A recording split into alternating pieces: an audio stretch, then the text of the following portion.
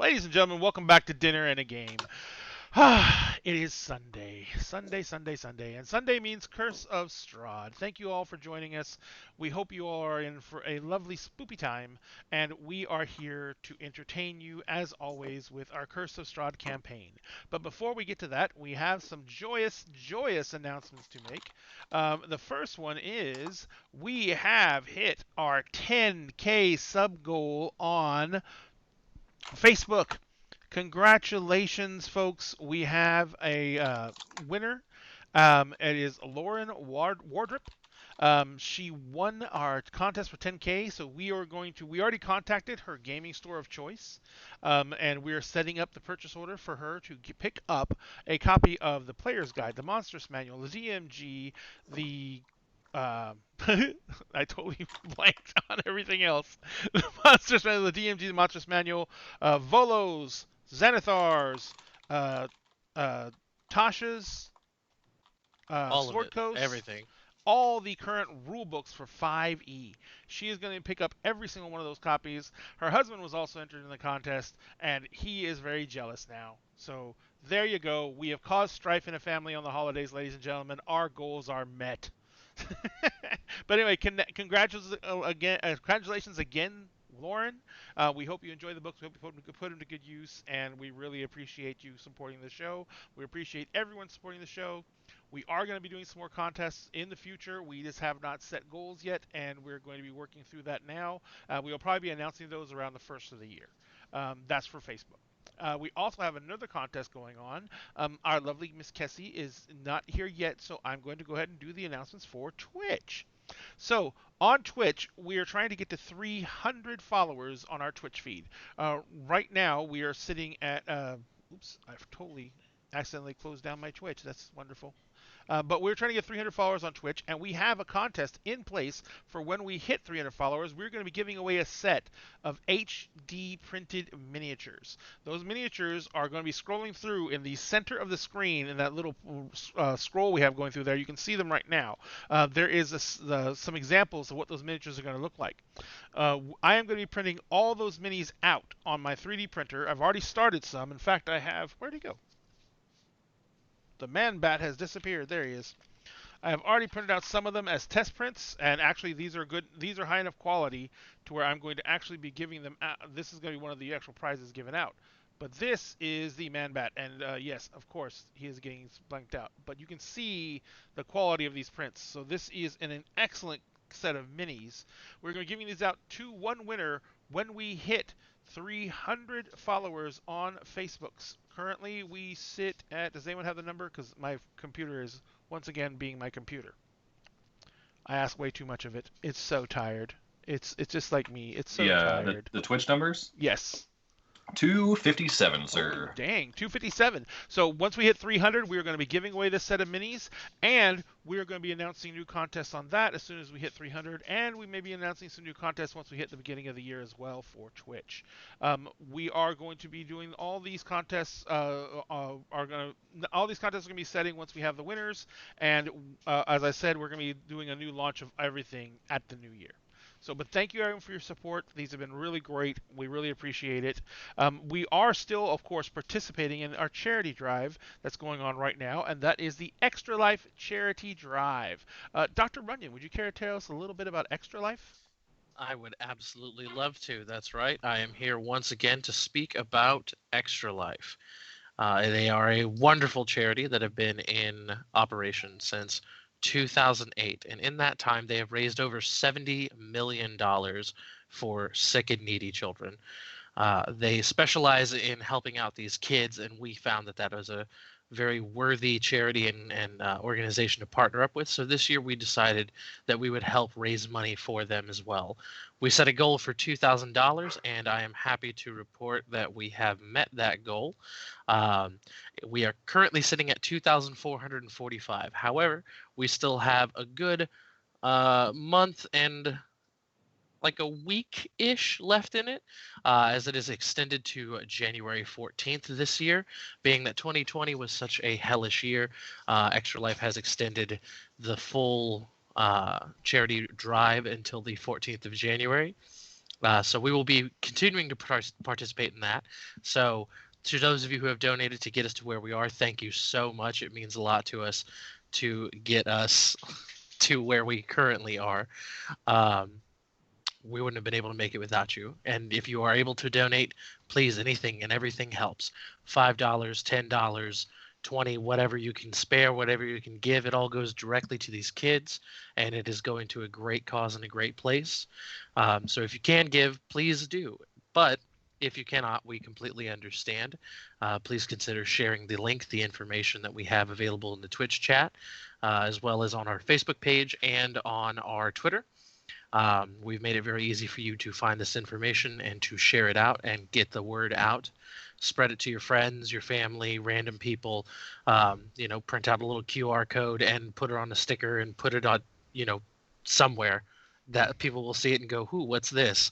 In the break room. In the break room, at the bus stop, wherever. Does not matter. Get that word out there, and we will continue to keep raising that money for these kids. And as always, be a hero, save a kid. Thank you very much, Dr. Runyon. And do not forget, we also are doing our best to support our local gaming community. And in doing so, we are doing this, we're trying to support the local game stores. Now, we all know that the game stores are the backbone of the gaming community and provide us with a actual place to go and actually join up with other people and meet people in our hobbies. So if you guys want to help out, you can join us in supporting the local game store that we have tagged for tonight. Tonight's local game store is a double special blow because they are also the game store of choice for our current winner of the contest. So this is Wizards Asylum's Comics and Games in Tulsa, Oklahoma. Wizards Asylum Comics and Games is offering curbside pickup.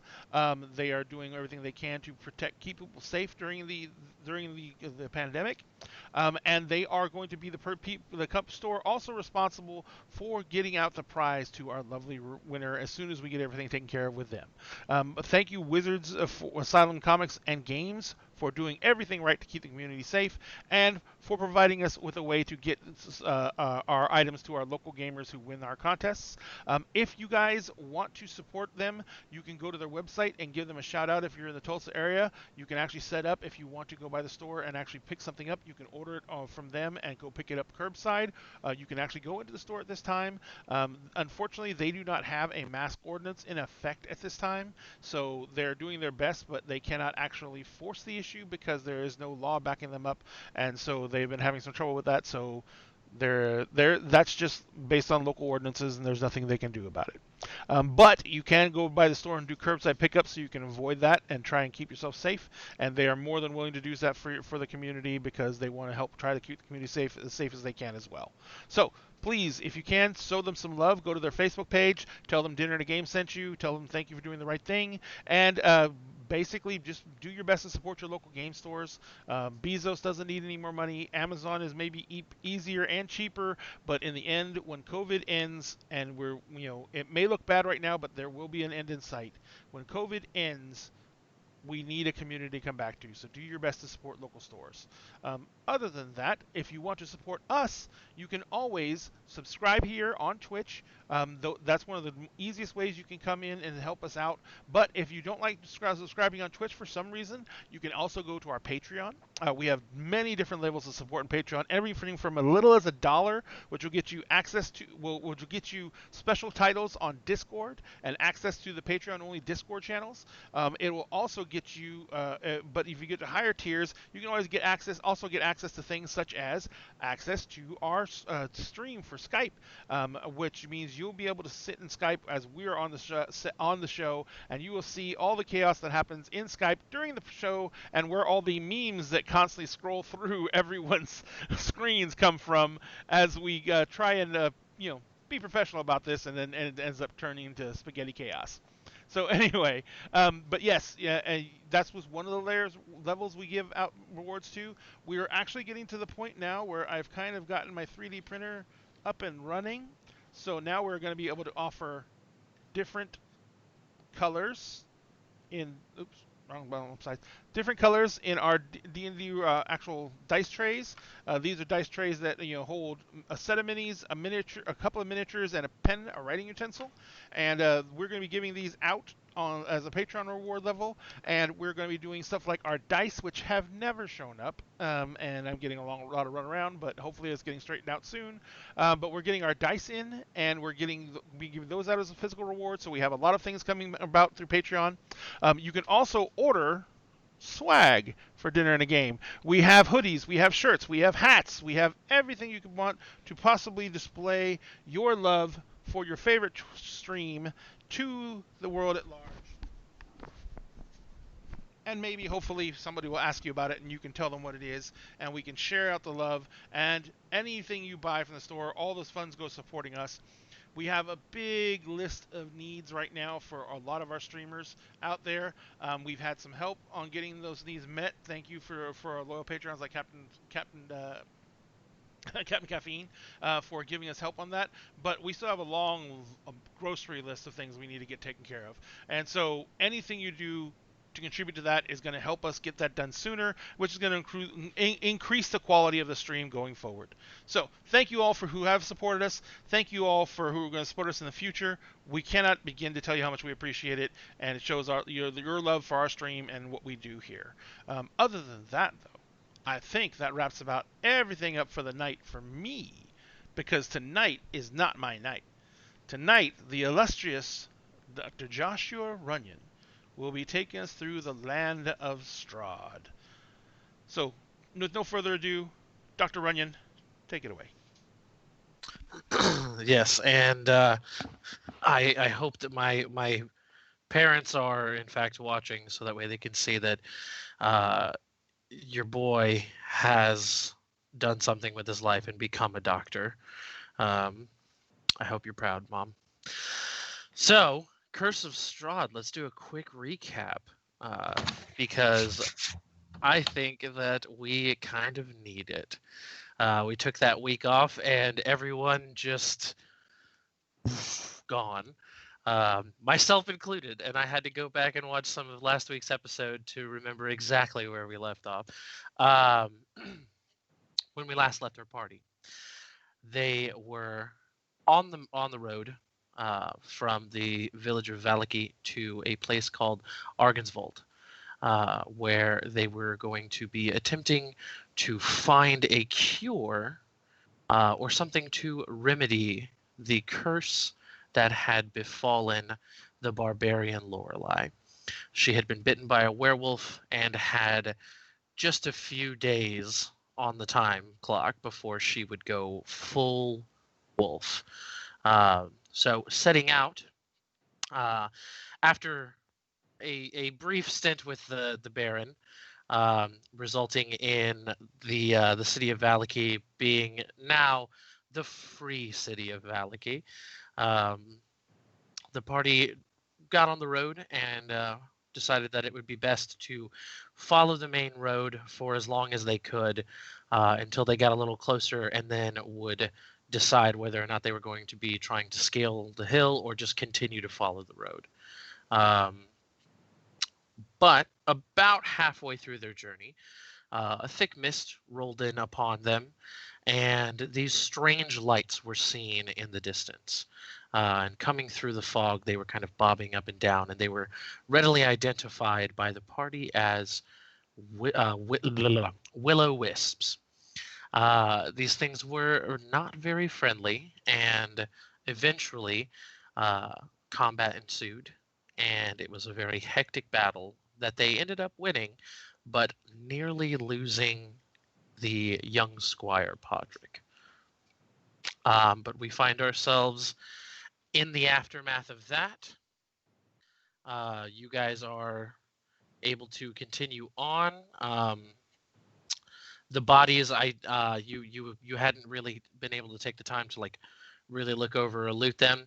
But if someone wants to give me a quick investigation check, we can just I'll do that. keep that rolling right along. I'll help. For advantage? Yeah. Is that okay, Josh? Yeah, go for it. Boom. Are you proficient in in investigation, Me or Johnny? Johnny? No. Um, I'll say you're a tracker. I'll allow it for you to That's a through 22. go through these. Yeah. So as you're kind of rifling through the bodies here, you don't really find too much of value, but you are able to get together about 24 copper pieces between all of them. Okay. We'll split that 12-12, Johnny. Arcade. You 12 also Yeah. you also noticed that with the 22, I'll say this.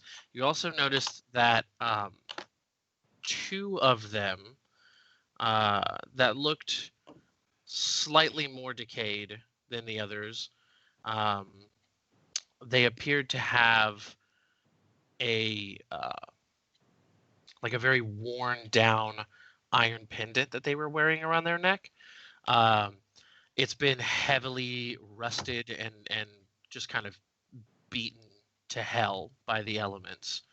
But the pendant, both of them resemble, in different states of decay, the sigil of a dragon's head that's kind of on front of an emblazoned sun. I recognize that, right? Yes, you immediately, no history check required. You recognize what this is. Yeah. So Johnny and I are looking over these things, and I don't know what this is, and I'm just gonna make the comment: since these things rose up and attack us, we're not technically grave robbing, right?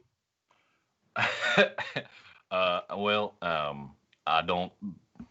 I'm not quite sure. I did read something on the Reddit, ye old Reddit board over in Vallaki that it does take about 50 years to change from historical excavation rather than grave robbing.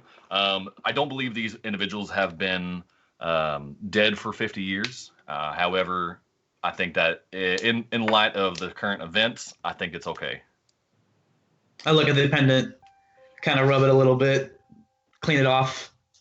So as you're kind of rubbing it, a small piece of it kind of chips off and breaks. Yeah. Oh, Maybe they have been here for 50 years. I don't know. Oh, shit. Actually, no, wait. Knowing that these members were part of that order, they've definitely been dead for over 50 years. They've 100% been Yeah, dead yeah, for never over mind. 50 years. Actually, just kidding. This is out now. Historical excavation. We might be able to make some money. No, it's fine. Yeah, that's those folks are actually from where we're heading. Oh, Arkan's. You know what I mean. Arkan's Vault. Arkan's sounds good. I'll hold on to it. Who knows if it can come in handy. Yeah, I'm gonna go Arkan's ahead Vault. and take the other one.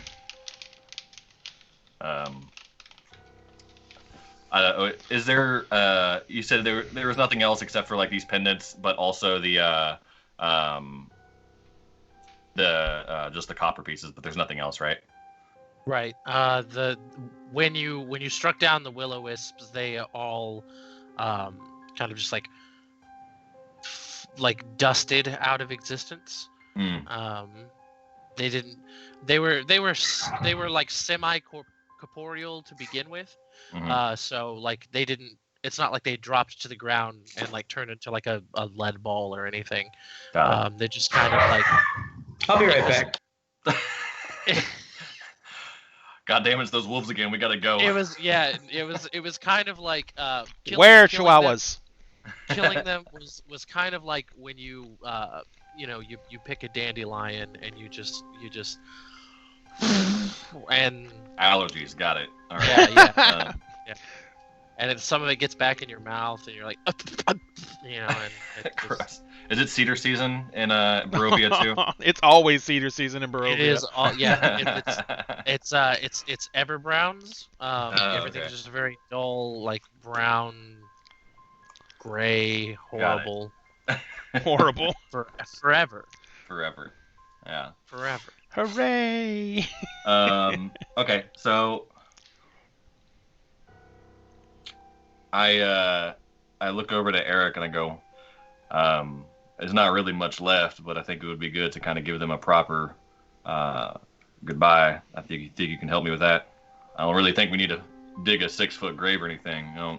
We just need to throw some stones on top of their remains, being their clothes. It would be the right thing to do. Yeah. All right. I don't want to spend too much time with this. At least like 3 of them were disintegrated by Eric's radiant energy. Ooh. Yeah, like basically, I just want to take the remains of what they had. We're gonna keep one of those little crests, but the other ones, I kind of want to like put them all in the air, like in like a half crescent kind of stone burial site, and kind of mount the one that remains on the center portion, noting that these people were from the order. Got it. I'll let him do all that, and me and Padre will just take care of the actual labor of getting the grave dug. Got it. So this is gonna set you guys back a bit. Probably about an hour Yeah. Probably about. or more. I'd say if it's just the 3 of you, Just the 3 of us.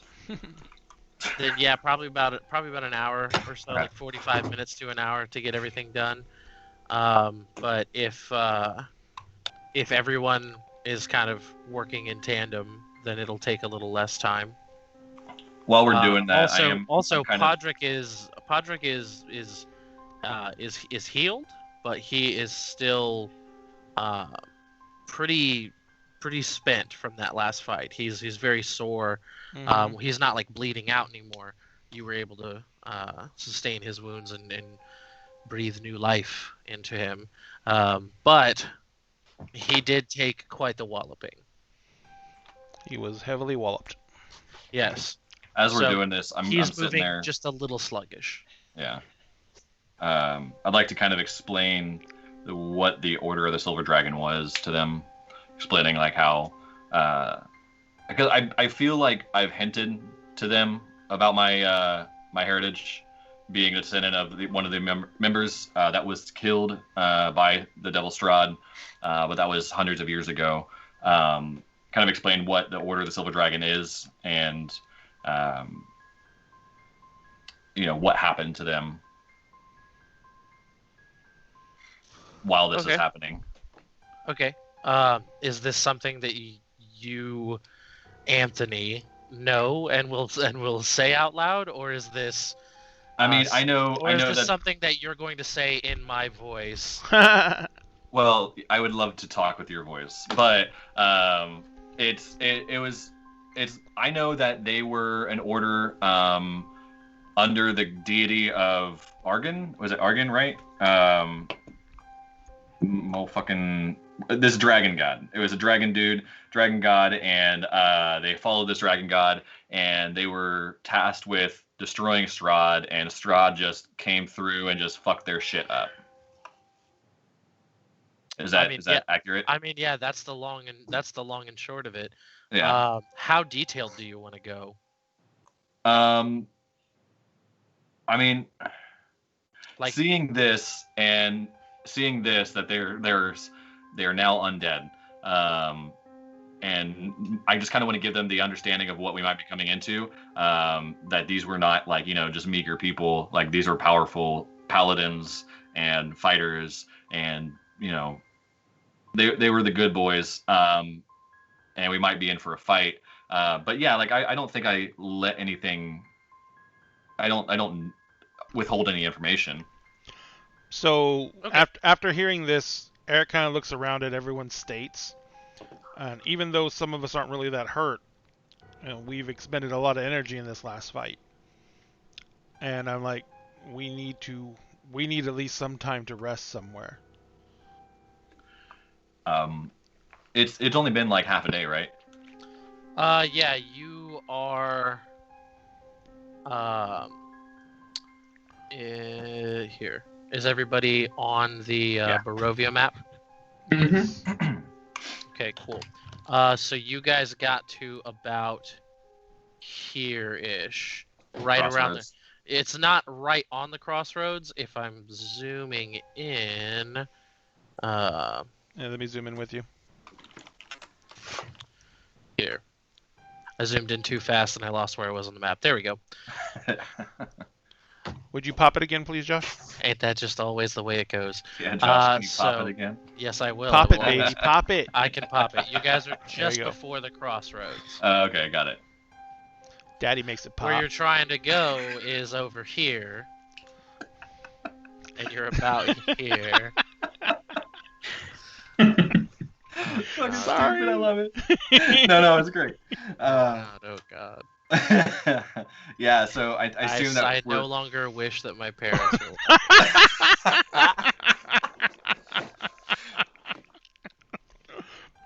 Oh, man. I'm sorry, Mom. He's gentle. Wait, what? I don't know if the Yes, answer is, he's I don't know if they are or they're not. My dad was talking about tuning in. He's gentle. Good yet to know. firm. Good to know. Good to know. But whether or not he's actually doing it is Would you like me to look? neither and here see? nor there and irrelevant to the show. So that's where you guys are. And you've got a couple hours of you got a couple hours of what could be considered sunlight in Barovia before Okay. things are gonna start getting way worse out here. All right, yeah, so I would recommend that we continue forward as much as possible before making camp, but absolutely we should rest very soon. Let's just take a couple more hours at least to travel, and then we'll... I could drive the cart and someone could rest. I feel fine. Yeah, because I'm like during the I'm still making the alchemist fire in a can because it's soup for my family. Yes. Because Yes. so and I think I still have a few hours of that, so I would like to kind of travel a little bit more to finish some of that, and then before we go to bed, finish one of. Yeah, you've still got a few hours of that. But you'd be able to finish the one before you get there to before you're there. Oh, you mean like at Argynvost Holt? Yeah. Oh, okay. All right, that's fine too. Well, I mean, depending on if you guys are going to continue to take the road, you'll have it finished right around the time that you're supposed to be rolling up there. Okay. All right. By the way, I did forget to mention this. I always forget to mention this until someone asks me. But we have 6 coins in the bowl right now. Okay. I also need somebody to remind me at break that I have a really funny story to tell. Okay. And by the way, So- Cassie, what you missed is that Josh's daddy and Daddy makes it pop. I've been here. No, I've been here. I've she's- been Oh, here I know, since but you were like, announcements. "What?" I thought you missed No, it. no. I was saying what to the idea that his parents might be watching. Oh yeah. That's good information for me, so I know to be on my best behavior and not ruin their image that they have of me. Mhm. Oh, it's okay. I'm working on something that'll ruin their image. Oh no! They can't. No, They- I love Josh's parents, and I They don't can't- want they- them to they think can't- less of me. They can't possibly think less of you. It's you're a shining beacon to them. They love you very much. I know Josh's parents love me. I have zero doubt in my heart. Oh yeah, you're invited to every Christmas and Thanksgiving. But enough about my family. Anyway. Let's talk about how you About guys Johnny's are burying family. these dead people who used to be Johnny's family. But yeah, so I think that just maybe even a couple hours extra would be fine, just because I don't want to have to rest again the next day. Right. Okay. So you If take that's okay with everybody else. Of course. you guys take the time to kind of set this up and get everybody a proper Barovian barrel. We kick dirt over them My- and spit on them when we leave. my question is, does that include ceremony? Because that will take extra time. I think, let me double check something. I have spell slots left, but ceremony takes 1 hour, Exactly. and it range is touch. So in order for me to do this, I would have to... How many bodies are we doing? I would be willing to. I would be willing to allow for like the touch to be like actually like constructing the gravesite and putting them to rest. Like the process of doing that, you're like saying the incantations, you're performing the rituals. So do I only have to do it once then for all the bodies, since we're digging the holes all at once? Or do I have to do it for each body? That's my main question. That requires me to look at the description of ceremony. Really, I've got it up in front of me if you want to read it. Because it literally states you touch one corpse. And for the next 7 days, the target cannot be undead by any means short of a wish spell. So then I only have 3 spell slots left. Yeah. Pick a boy. Shit. I also may not have enough money left for the spell components. Because that's a freaking expensive spell. It burns up 25 gold pieces worth of powdered silver. Cassie, you should look up.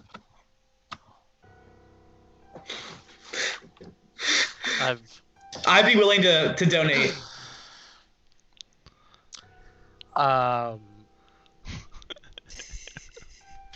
So I usually will allot for, if you have the money, like just subtract the money. That's what I was thinking too, along those Yeah. lines. But the biggest thing for me is I don't know if I have the money.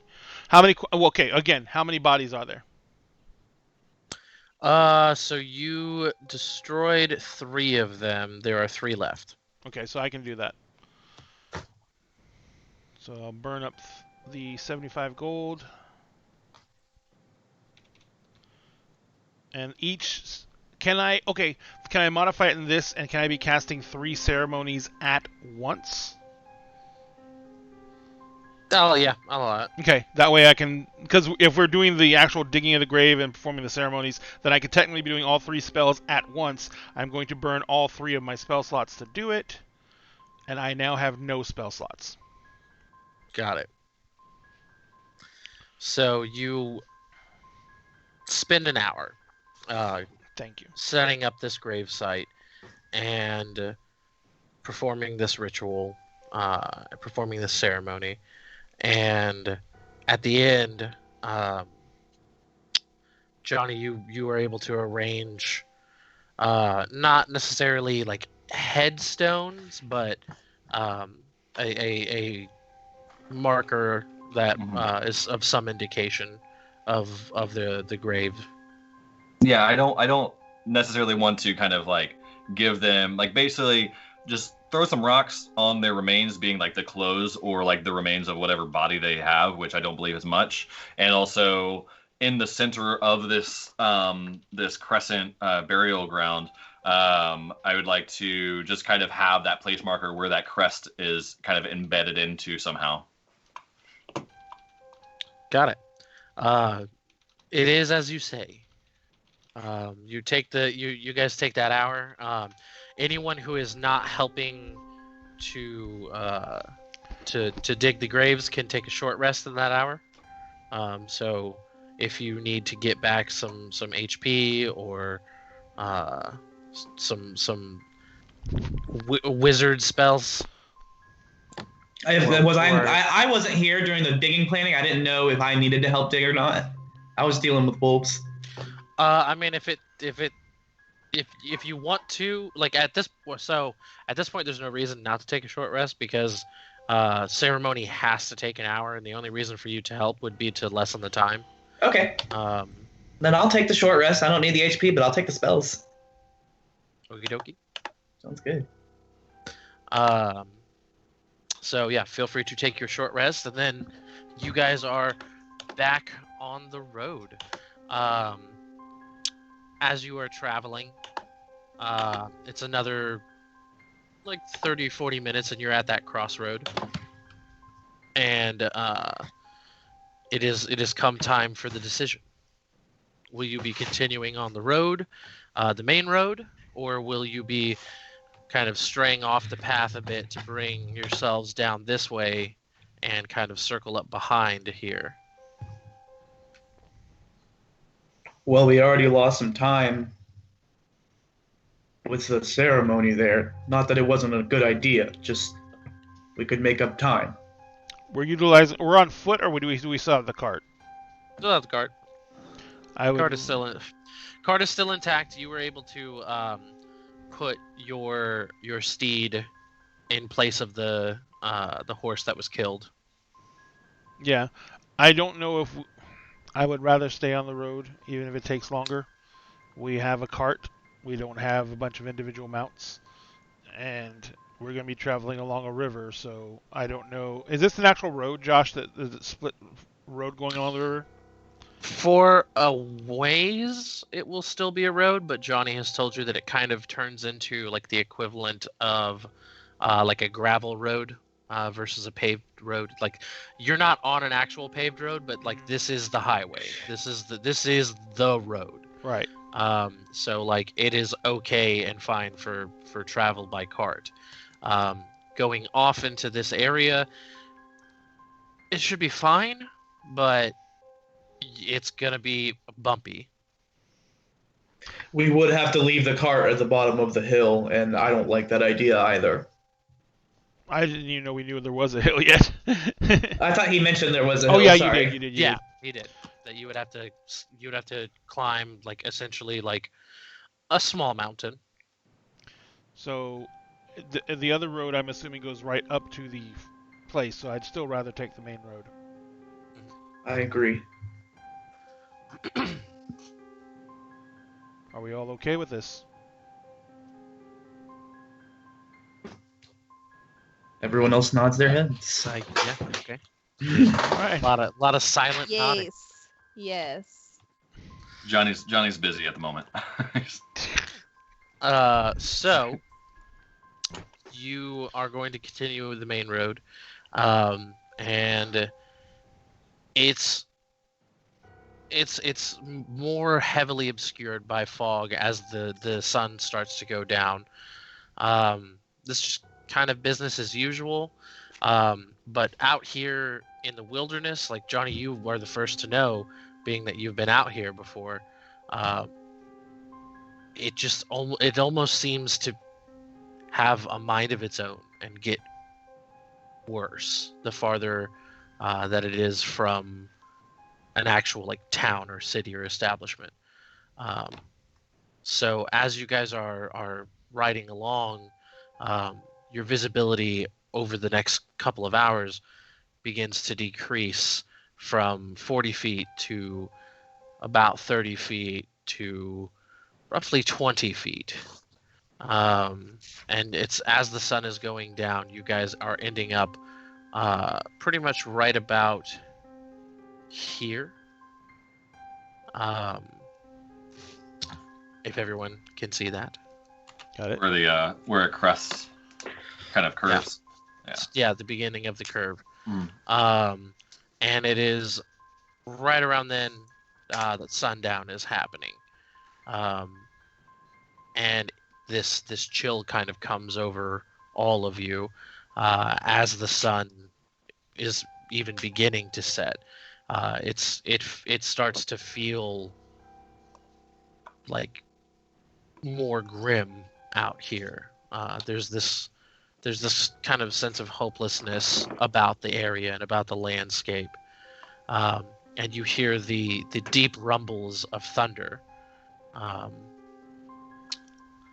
So everyone is going to go ahead and set up camp. Are you going to just kind of pull off the main road a bit, or just still kind of be by the road? I think or are you we should camping? pull off to the south side of the curve so that we're not parallel exactly to the main thing of the forest, just to that little sliver. That way we can kind of keep an eye out. It's less likely that the density of the baddies will be in the sliver of the forest, but having that little extra 20 or so feet of road in between us and the forest might be good. I like that idea. Interesting question. Is there much traffic on the road at night? Uh, I was more asking Johnny. there's Oh. Well, you know what? That is a good question. Dungeon Master, is there a lot of traffic at night? I would assume no. Not a lot. I mean, people do go out.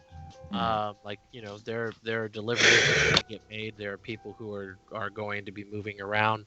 But there's not necessary. Well, and so there's also the Vishtani. The Vishtani travel freely whenever, wherever, Shakira style.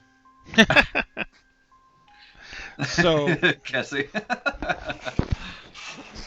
Oh, it immediately started playing in my head. That's the deal, my dear. all right. So, what I would suggest, since there's not that much traffic, is we just camp in the middle of the frickin' road. Keep the hell away from both tree lines and keep an eye on both tree lines. That is an option, but if somebody does come through, we'll have to move the entire cart and our camp. I'll leave it up to you, Johnny. I'm not familiar enough with this situation. That is a great idea, I just, there is a sort of pleasantry that we want to give the Vishtani, as well as, anybody else that might be coming through. If we're all okay with waking up in the middle of the night, if that happens, I'm okay with it. I could really use a full night's rest, but if we get up, we have to get up. I think that let's just pull off to the side of the road. It'll Alright. be easier. All right. So the campsite is set up. It takes you a couple minutes. You're not making a real large camp, just kind of like setting up like a basic shelter for yourself and a fire. I'm pretty sure. I mean, we have like little tents and stuff, right? Yeah, I mean everybody would have a kit of some kind at this point. The only reason I ask is because I heard the thunder. Does it smell? Does it feel like there's going to be rain? Make a nature check for me. Nature. All right. I am I'm an expert. God damn it. Son of a bitch. 9 plus 7. Got a 9.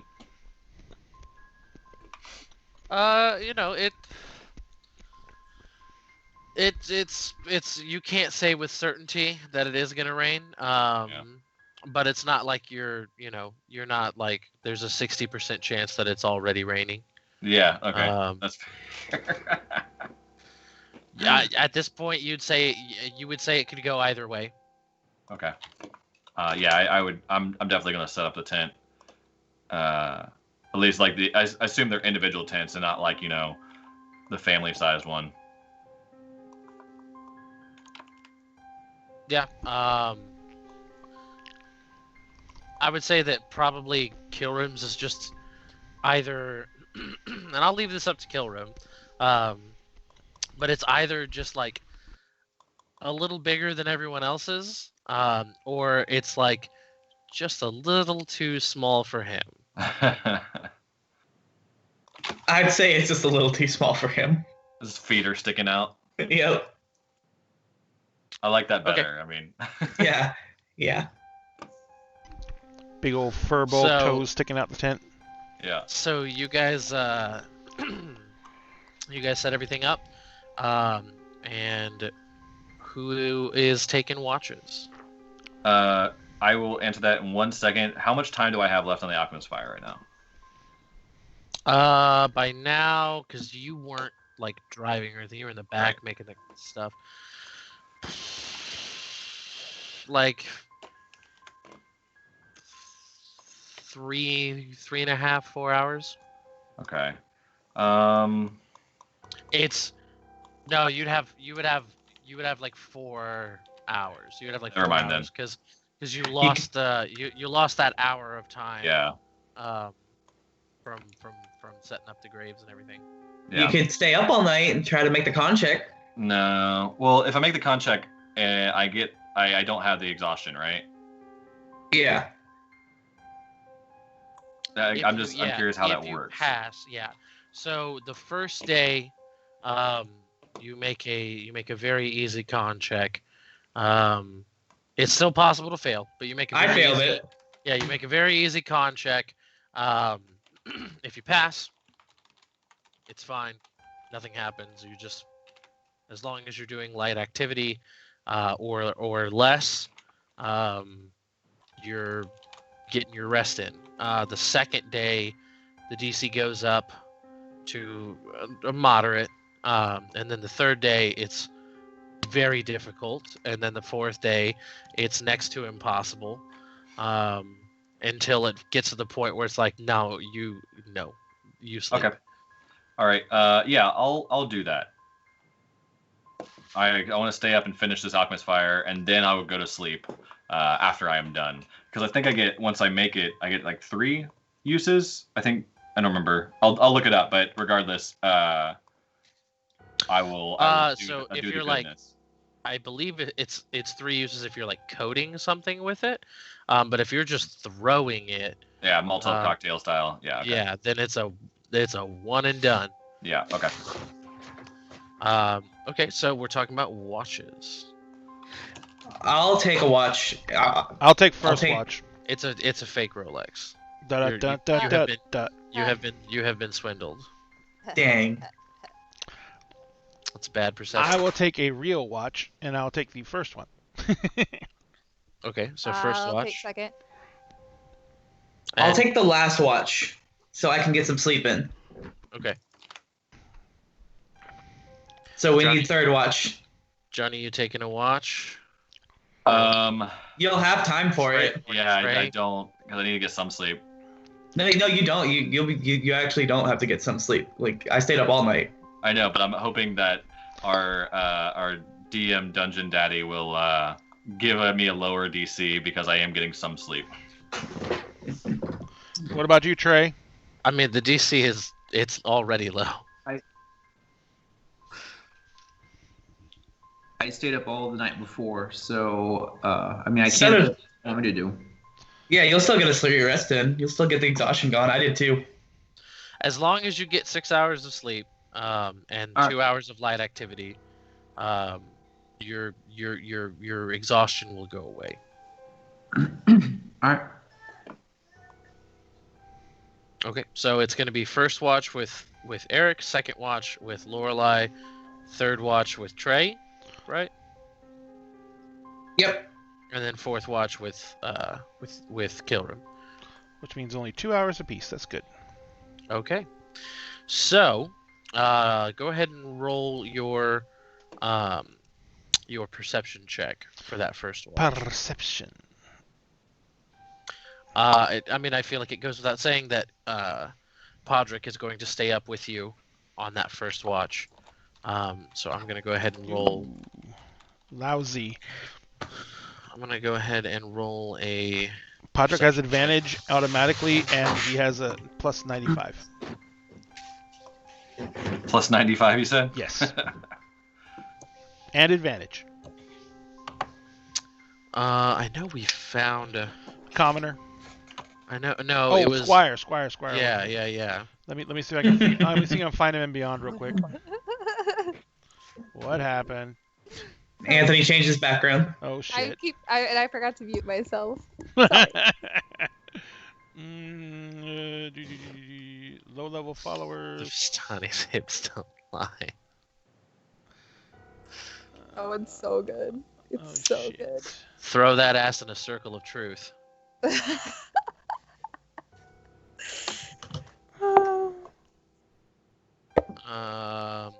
I believe it was like noble, right? Or was it? It was under noble, but noble has a squire as an option, but it doesn't give him stats. So it definitely wasn't a knight, because that's Knigget. a bit ridiculous. What the hell? All right, I am looking here. He was. I don't think there is a squire. There is that. I've never found one. I found the noble background. And yeah, it just says like noble You variant. just give him the squire. veteran. Veteran's like a pretty high. It's like a level Is it? 5. Okay. Yeah. Thug is about a level 3, I think. It's a CR on a thug. Here, these are monsters. I need to be looking at NPCs. I think that's the problem.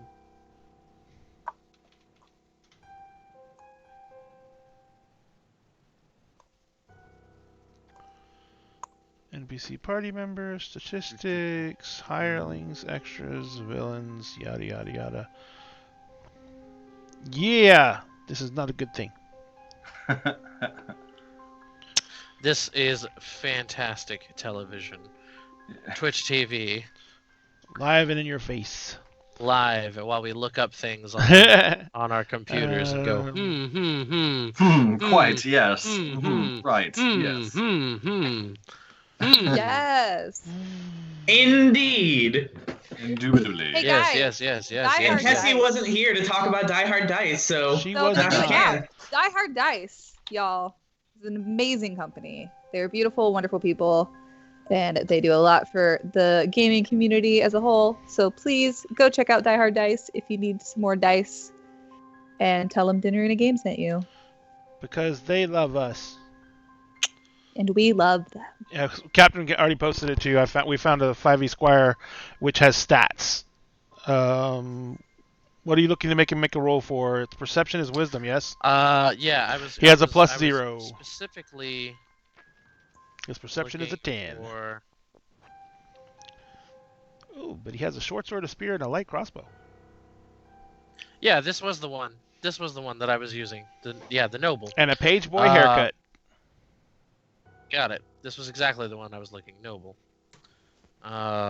So all of that just for him to roll a fucking 6. So that's cool. He both rolled 6s. Wow. Oh no, I lied. 16. It just took a while to come in. There you Okay, go. cool. So he is going to join you for the first watch, and it is getting a little cold. You guys have set up a small fire, and the two of you are kind of huddled around it while the camp has been kind of set up strategically around there, and it's not fun being out here in the woods.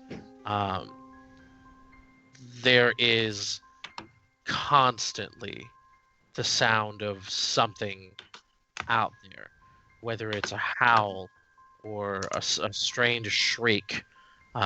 Just the wind kind of blowing through the trees here, making it sound like things are kind of moving around. That you find yourself kind of almost every like 15 minutes or less, just kind of, well, what the hell was that? But Podrick is keeping a very watchful eye out. And it's about like an hour into your first watch.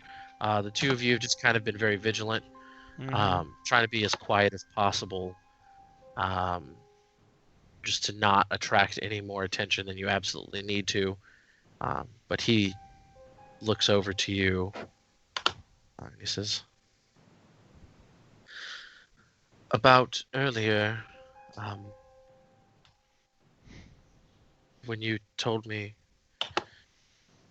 to get in the cart and I didn't. It's perfectly fine. I understand why, and I'm sorry if I lashed out. It was a very it's not something that I want you to have to face yet. It is something that, as a member of our faith, you will undoubtedly come up against eventually. But these situations may be a little difficult for you now. And I would much rather see you be properly trained and equipped. I did give him, by the way, out of character, I'm sorry. You gave him. I gave him split mail armor, didn't I? Yeah, you gave him your splint mail, and he carries my spear now. He carries the spear, and he has a short sword of his own. Right. So I said, and now you are more better equipped now to deal with situations, but we have not had enough time to really go over arms training, and if you can, holding yourself in reserve could actually save the day. And I kind of go over to my bag and I grab I think I have 2 left healing potions, and I give them to him, and I said, if you see people fall and you stay away from the combat, you can save lives. A hero is not always needed in the thick of things, especially when you're just starting out. You will get there. I just wanted to be useful, to be helpful. And I am trying to, and I understand that, and I am trying to find ways that you can do exactly what you're looking to do while not taking on more responsibility than you need to at this time.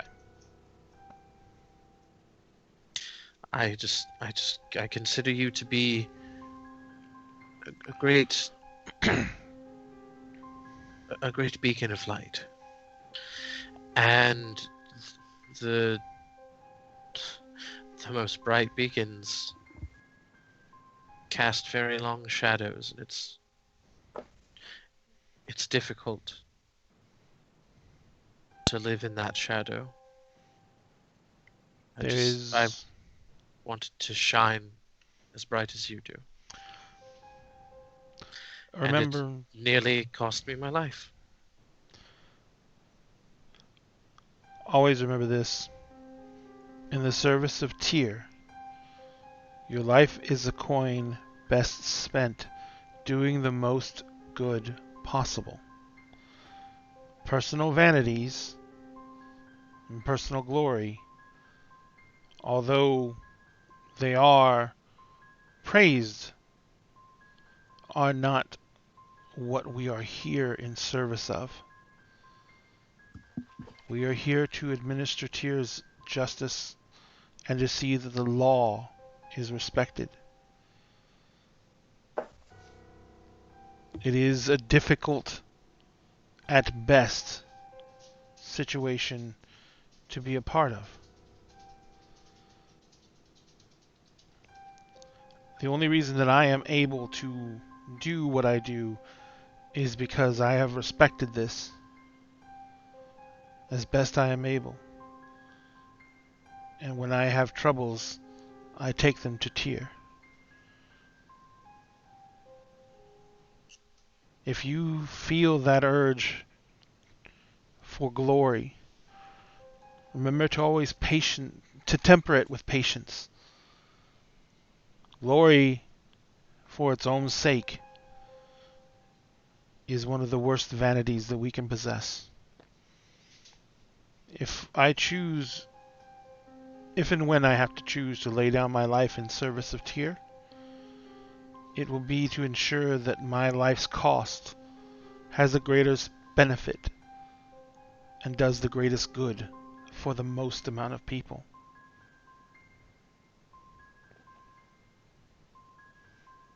Don't be frivolous with something that is such a gift.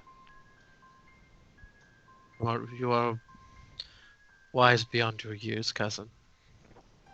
Thank you. I still can't do basic math, though. Well, that's what I'm here for, isn't it? All right. It won't happen again.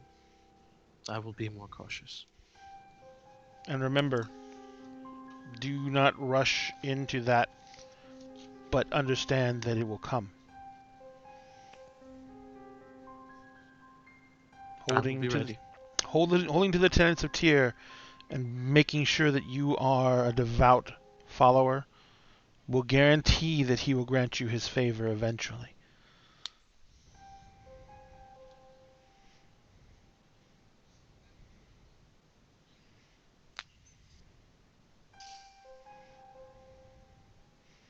Eventually. Time. It is the greatest balancer and equalizer of all things. I know that we are on a very time-sensitive mission. And he kind of looks over his shoulder back towards Lorelai's tent. And he says, and it's for a good cause, of course. But perhaps when there's time, you might train me a bit more. Absolutely. We need to pick you up a shield and a longsword to properly train with the weapons that I am more accustomed to. But I'm familiar with the spear and I'm familiar with the short sword, so I can at least begin your training with those. And since we have a variety of weapons around us, we will make sure you learn how to fight against as many as possible. But not tonight. Tonight we need rest. So Yes. Stay vigilant on our watch. As we've been staring at each other, not looking around at all for this entire fucking time. So stay vigilant on our watch and make sure that we keep the peace here. After we take care of this Arkan Vault place, we will see if we can get Lorelai cured. We will see what we can do to start your training in earnest. This is a harsh place, and to have another trained martial fighter would go greatly to help us survive.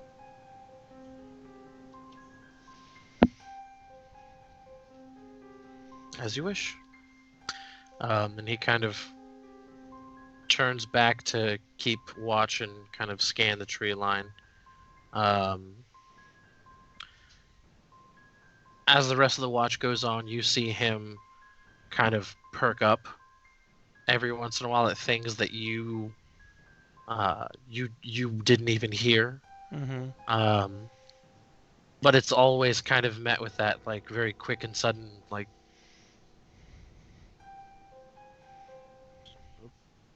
And he returns back to his kind of relaxed state, or at least as relaxed as he can be. It's still very tense, but the rest of the watch continues without incident, and you finish up by going over and waking up. I believe we said it was Lorelai for second watch. Yeah. Yep. Go up to her tent and wrap on the one of the support poles. Lorelai. Yeah. It's your watch. Got it. Nothing untoward to report. I'm still awake at this time, right? Still working on it? Right. Okay, cool. Just making sure. This you would go through second watch, and then you would be finished. Yeah, that's what I figured. I was just trying to make sure I understood everything correctly. Got it. So Lorelai, go ahead and give me that perception check. Yes. Oh my god. Hey, it was not a natural one though. I'm just saying. You know. This is very true. It was not a natural one. We got This some great dice rolls roll- tonight. Woohoo. Like This This great dice roller rolls. tonight is Dice roller brought to you absolute by. garbage. So, what are you gonna do during the watch to kind of keep yourself awake? Stare at your toes. Right. No. Just because her roll is really, really bad, I just want to remind everybody that she's wearing a weapon of warning. Yeah. So it's like we can't be like attacked. We can't be like surprised. We A can surprise still attack. be A surprise attacked. attack. I mean, we can still You be can be attacked. attacked. No, that's not what I meant. I You just guys mean can let me finish. a surprise round won't go Yes, we wouldn't get a surprise round if we get attacked. This is what I was trying to say, and it didn't come out right. I'm so sorry. Should've- I love apologize you. that I've been sleep deprived for almost an entire week, Apologies. fucking yeah. and my brain's not completely functioning great, and I've driven all over the fucking world and back over the last 2 days. Yay, world and back. Anyway, So what do for keep awake? I will sharpen my axe. Speaking of my axe, make sure it stays nice. The Keen. the axe of warning? Yee. I mean, if it needs that, I don't know. I have no I idea. look over and I think as it's happening, I hear it and I go, I don't think that's gonna do anything. That's a magical item right there. yeah. Whatever, guys. I'm If trying you would to- like, It if you would like, definitely- I could use some assistance. sure, If you just I need something. will help Johnny then. Yeah, like Even if though I could, I have no fucking clue. how to if do there it.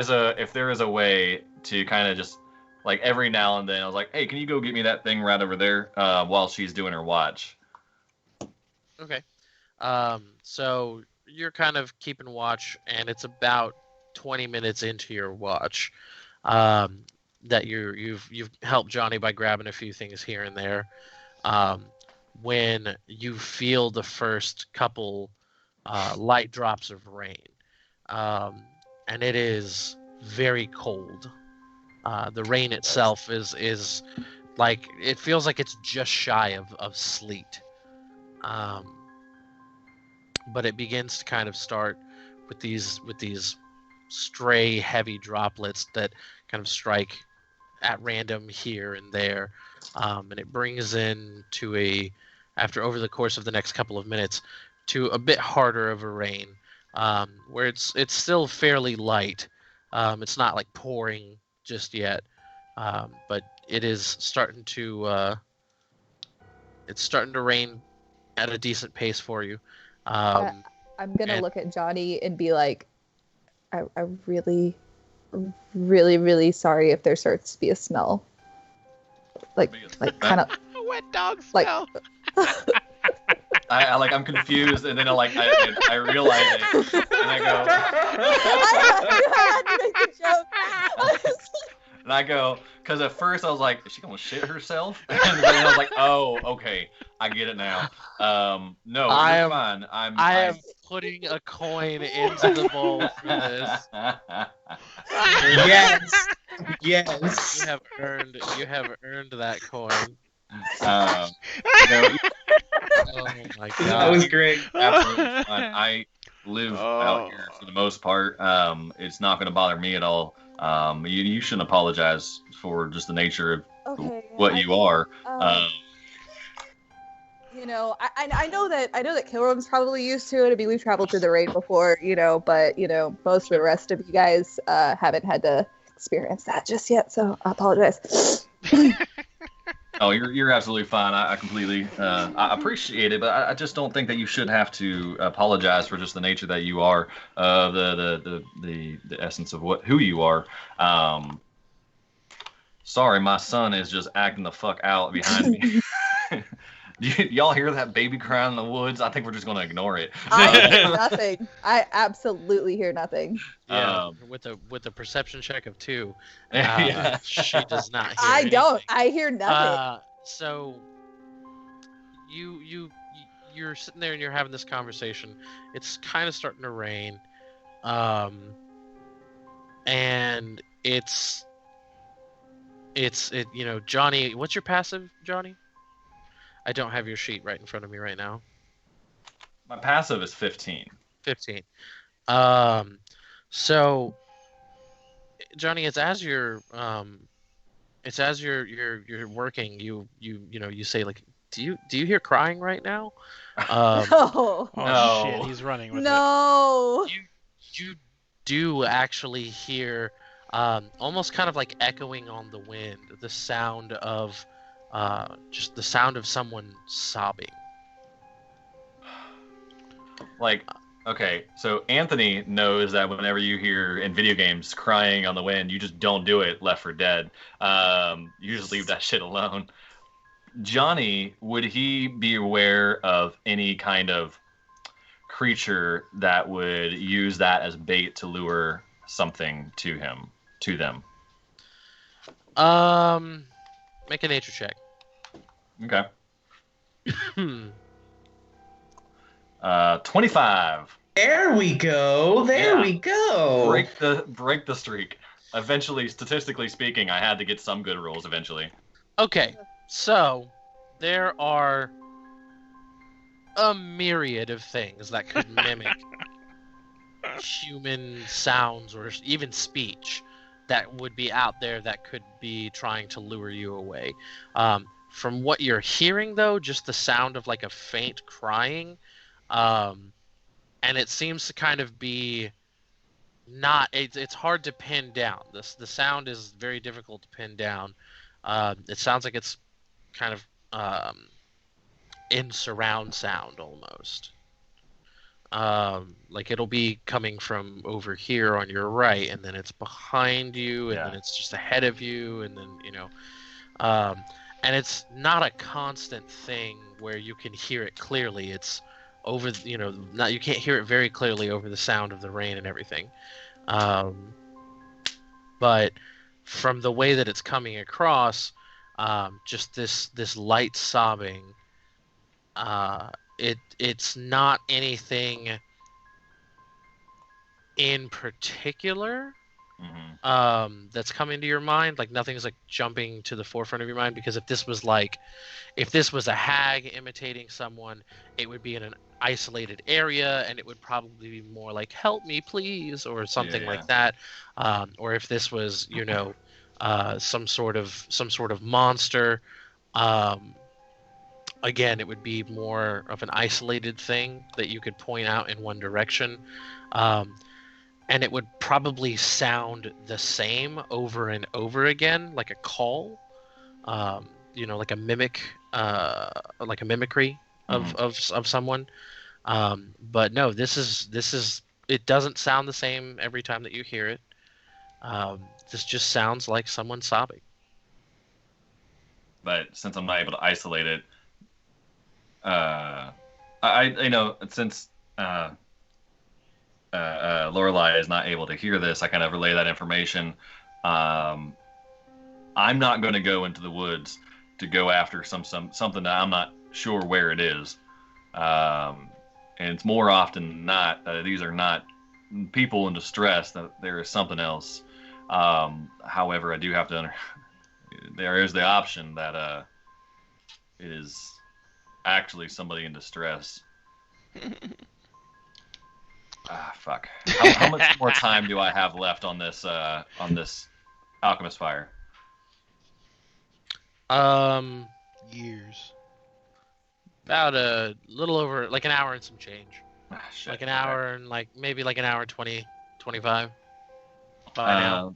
I look over at Lorelai and I go, if I stop this now, there's quite a chance that I will not be able to get this done in a reasonable amount of time. It's your call. What do you think? We waited out a bit. Okay. I don't know But we've encountered a lot of crazy things. Yeah, there's a out lot here. of fucked up shit out here. Yeah. Yeah. I mean, it makes me feel bad if it's somebody being harmed by something, one of the crazy things that we've seen out here. But at the same time,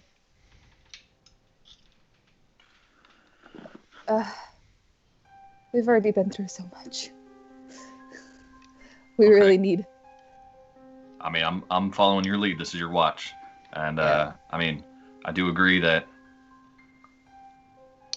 we y'all been through a lot. I've been through a lot.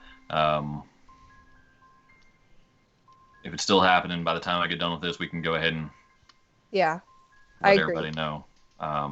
Just keep an eye out. With my 2 perception, I totally will. And really, the main So- reason I'm like trying to have her just kind of like grab something is more for conversation to keep myself up and herself up. But I definitely don't want her to be super involved with the process.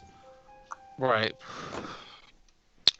Just in case she messes it up, Well, or in case there's you that, mess it because up, this is a very or in case you mess volatile- it up and it blows up and Kills you 2 both. dead party members.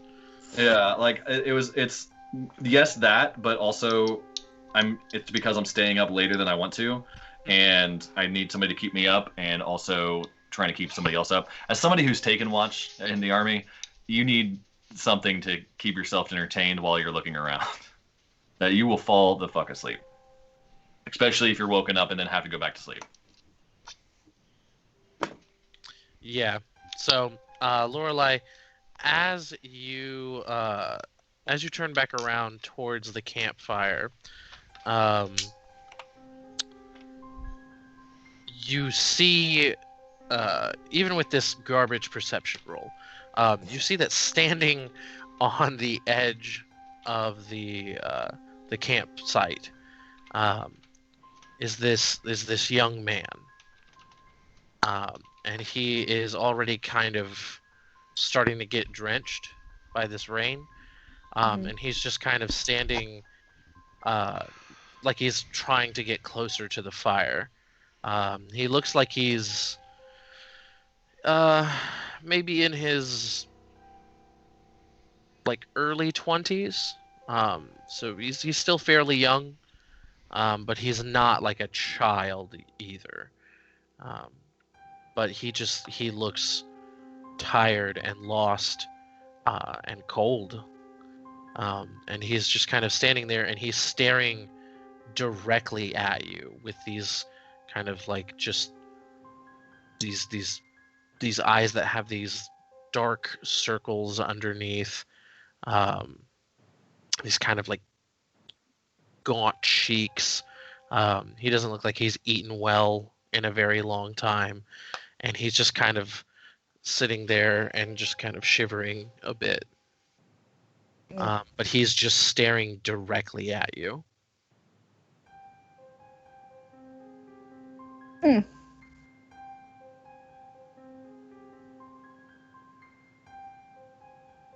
you just gonna stare back at him? I love that reaction so much. It's a stare down. I am gonna just stare back for a little bit and see if makes a move.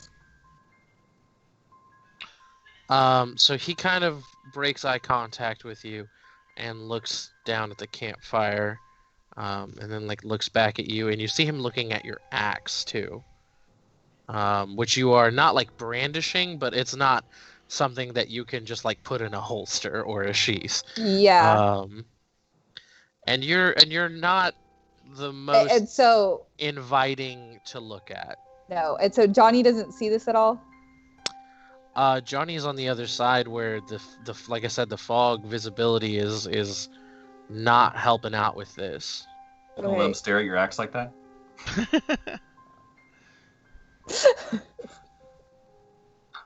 My eyes are up here, sir. Sorry. Go ahead. That's so good. Okay. That's a great axe. I've been told that by too many people.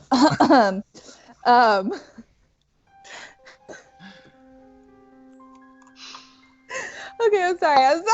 I'm sorry, guys. Anyway, so I'm like sitting, like Are you saying like I'm? So are you 'cause I'm gonna like, go like you've turned around and started to head back to the fire? You haven't sat down okay.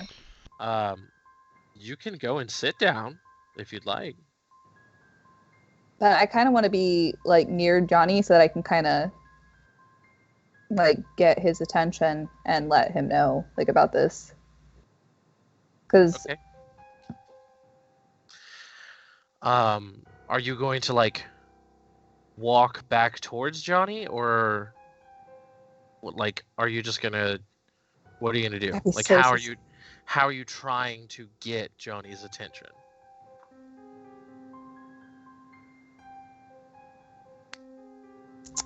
Because Johnny is just on I the know. outside of your visibility as well. Yep. Uh.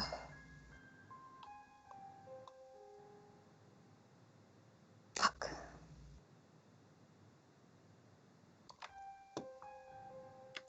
If I walk back towards Johnny, am I gonna lose sight? I mean, if you take your eyes off of him, but like by the time you get up, it depends on how close to Johnny you're trying to get.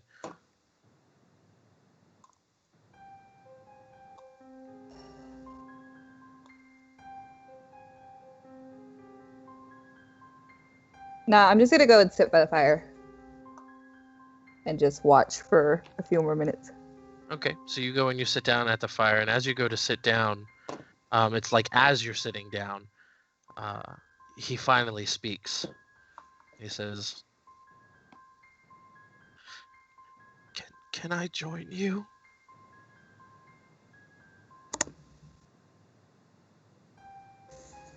Yeah. Is there room for me by the fire?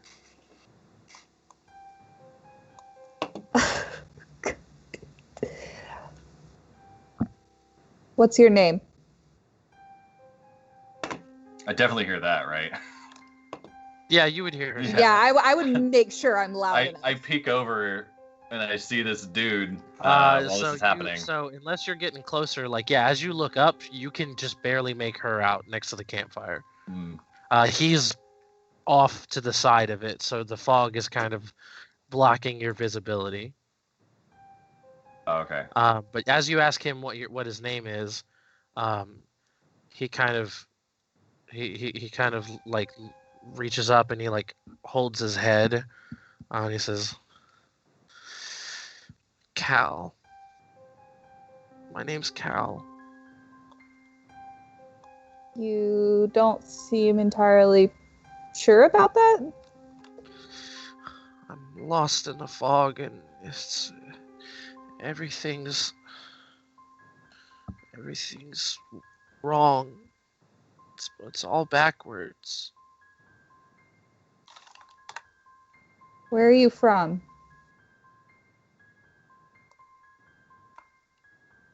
From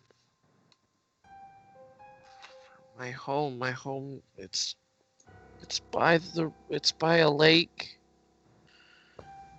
It's by the lake. Hey, Johnny, you have a second? Yeah, at that point, I'm hearing this conversation. I'm trying to sneak past where I see her talking to, and I want to. Who's the closest 10? To you?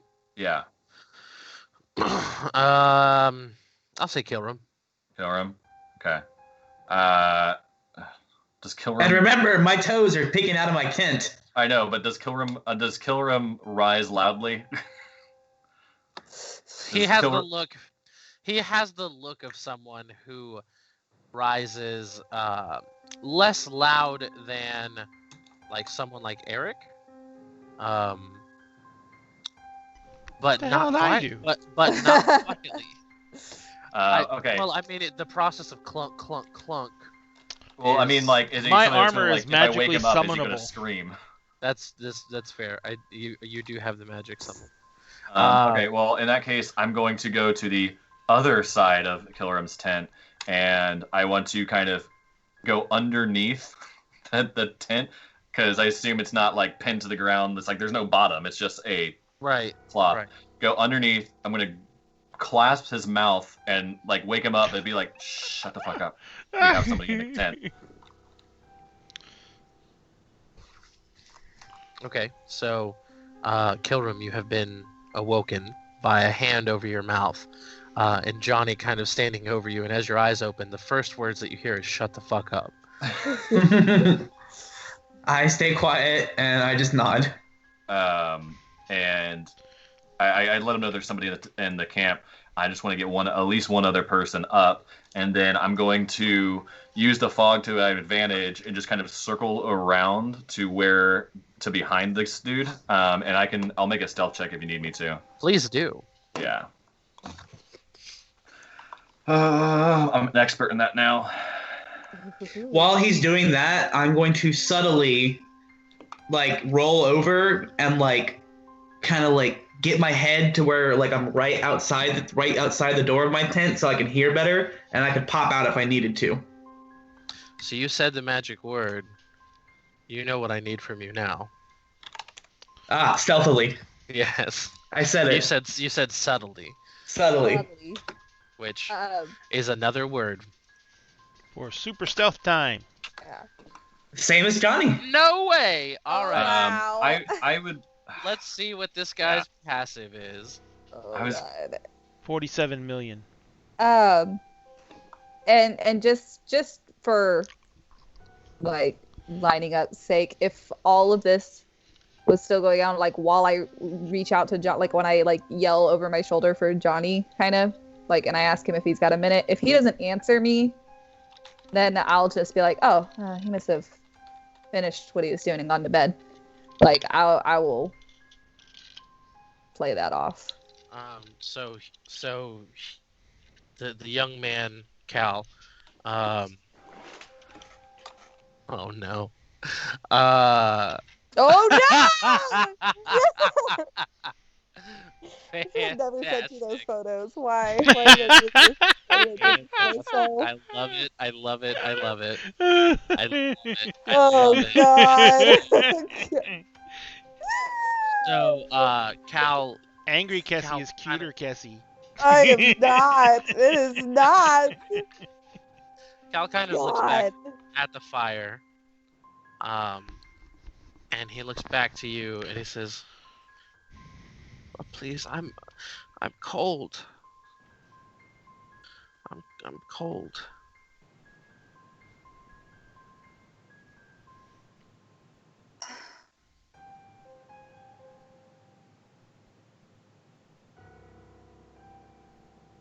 He's cold.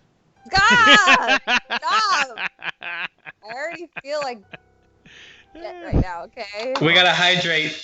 Oh, Oh, hydrating I time. don't even have a freaking drink because I literally Just ran in finished my mine. house and sat down at my desk. And by run in my house, I tried to do it as quietly as possible because Joshua was talking. On While the I'm circling around, am I hearing their conversation?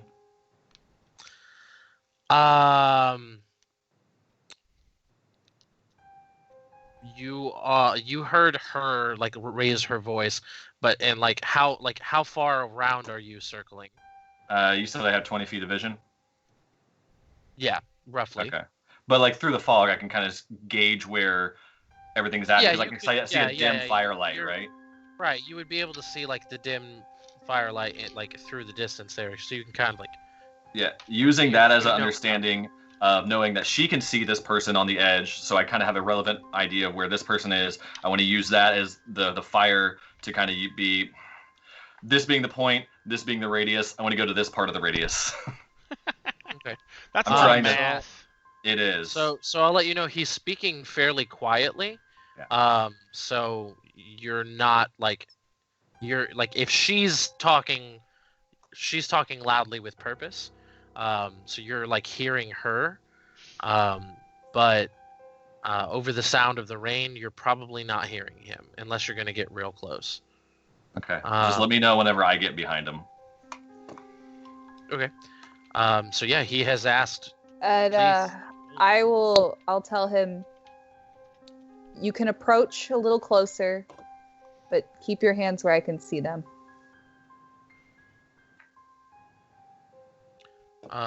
He looks down at his hands, and he's been kind of like holding himself here, and he looks down at them, and he just kind of like holds them out like this while he's still like walking over to you, still kind of holding himself and shivering, but like with his hands more pronounced in like here they are. And he goes over and gets a little closer to the fire, and he's standing there, and he's still shivering, and you see him now like in full visibility, and he looks like he's been out here for a really long time.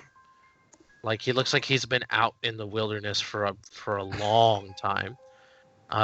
He's got himself a set of clothing that's looks like it's kind of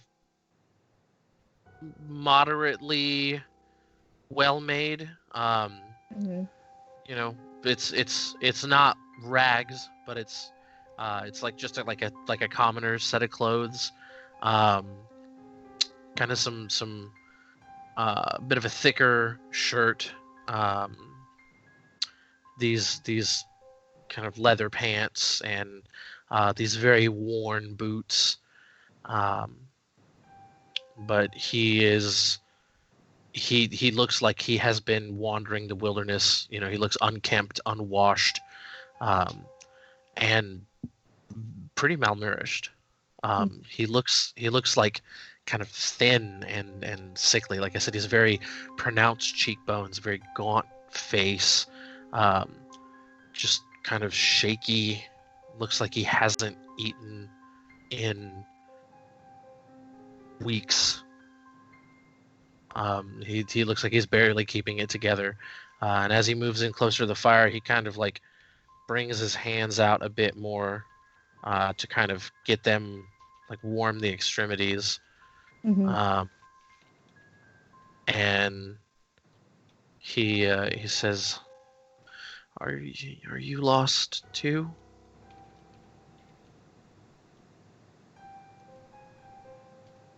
Not exactly. You know where you are then?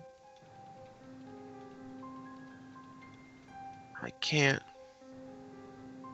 find my way home. I just want to go home.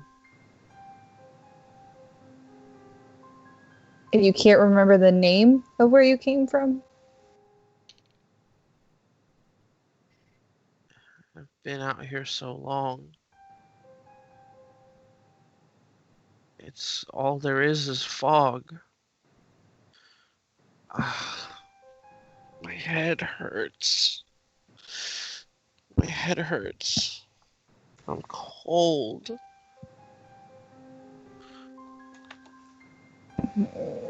If there are any tents on my way, I'm waking those other people up the same way.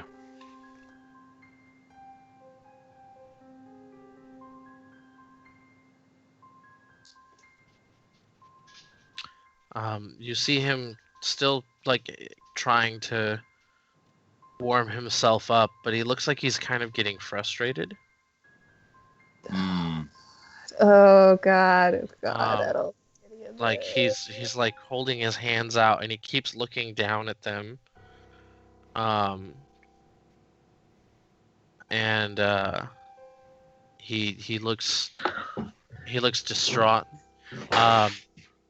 Kira, How much of this am I hearing? You can hear her like speaking loudly with purpose, but he's speaking very quietly, and with the sound of the rain, it's kind of muffling things out. If you would like to do a perception check to try to hear, Sure. you can.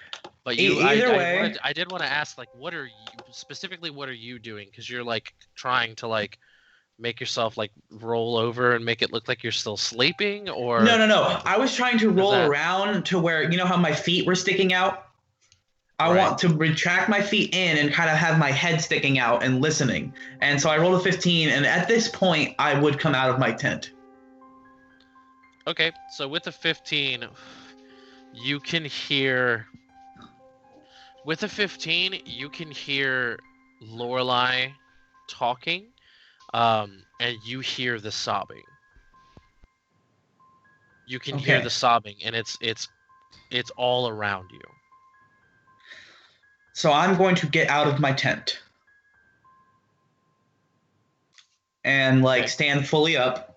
And when I get out, I can't see this guy, can I?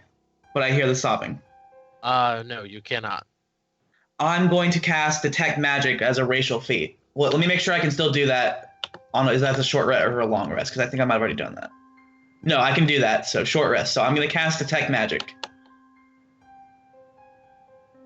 Okay. because I hear sobbing all around Anna.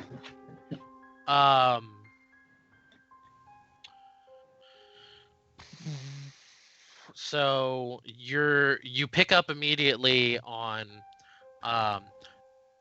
even though you're seeing like where the things are, but you're not seeing them because of the fog.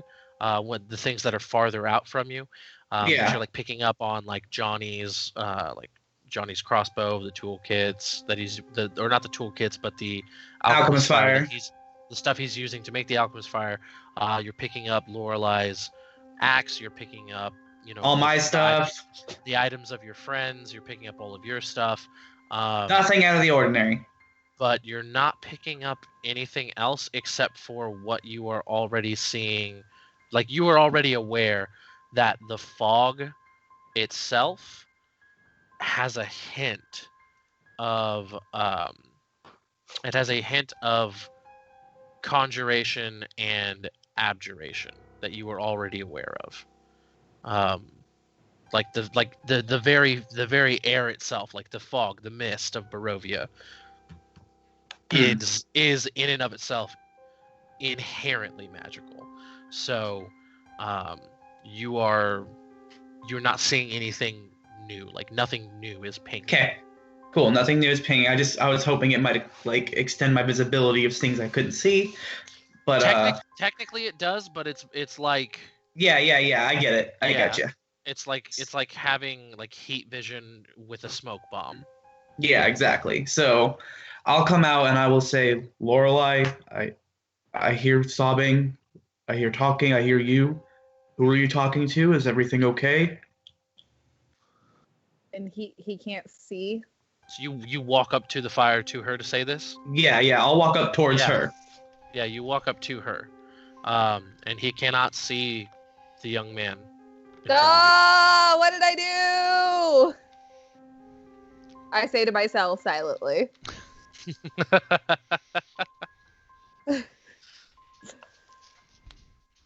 I'm just gonna look at Kilram and be like, fuck. Lorelai, should I wake everybody up? I think so. I cast dancing lights and send them into everybody's tents. Hell yeah. Okay. Or So just like a Johnny- burn, Johnny, at the same time that he is coming up to do this, you've moved up to behind, or what you would guess behind this person is. But like, as you're moving closer, like the density of the fog, maybe that's what's throwing you off, but you're just not seeing this guy. Whenever I do get up, I'm looking at Lorelai confused, because I can see Lorelai now, right? If you're moving all the way up Yeah, to the like fire, once I knew that I was then, behind him, you get up I'm there, and she's beelining sitting towards down. him.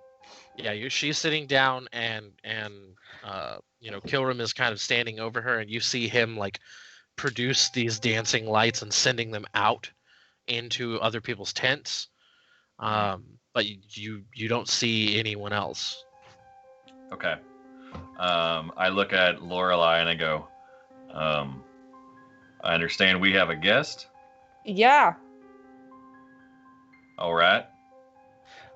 Lorelai, where is he? Right there. And I'm gonna point to Lorelai? where he is for me. Lorelai, your name is Lorelai. And I don't hear this, right? I'm ignoring the crap out of this guy now.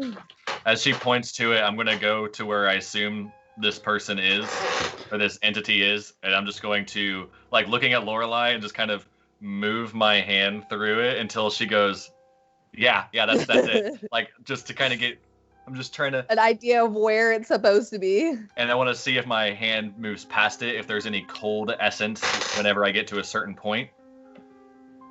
So, you get up right next to where this guy is supposed to be, and it is freezing. It is freezing cold. Like your hand doesn't even have to pass through. It is freezing cold. And as you move your arm across the way with her kind of like guiding you, I need you to make a con save. Shit. Gonna make one of those later too. 15. 15. Okay, cool. So you are bringing your hand across, and as soon as you get to like right about where she's like nodding, your hand, it burns. Like it is a white hot, like searing pain. You bring your hand back before it's too much for you to handle. And you like bring your other hand up to feel your hand to see what happened. And as you're feeling the hand that you move through it, it is just icy to the touch, and there's just a little bit of ice kind of just kind of glazed over your hand a bit.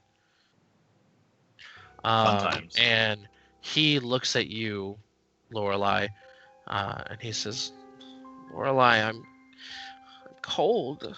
I'm cold, and this fire isn't helping. Why isn't it helping? Where are we? Why is it like this here?"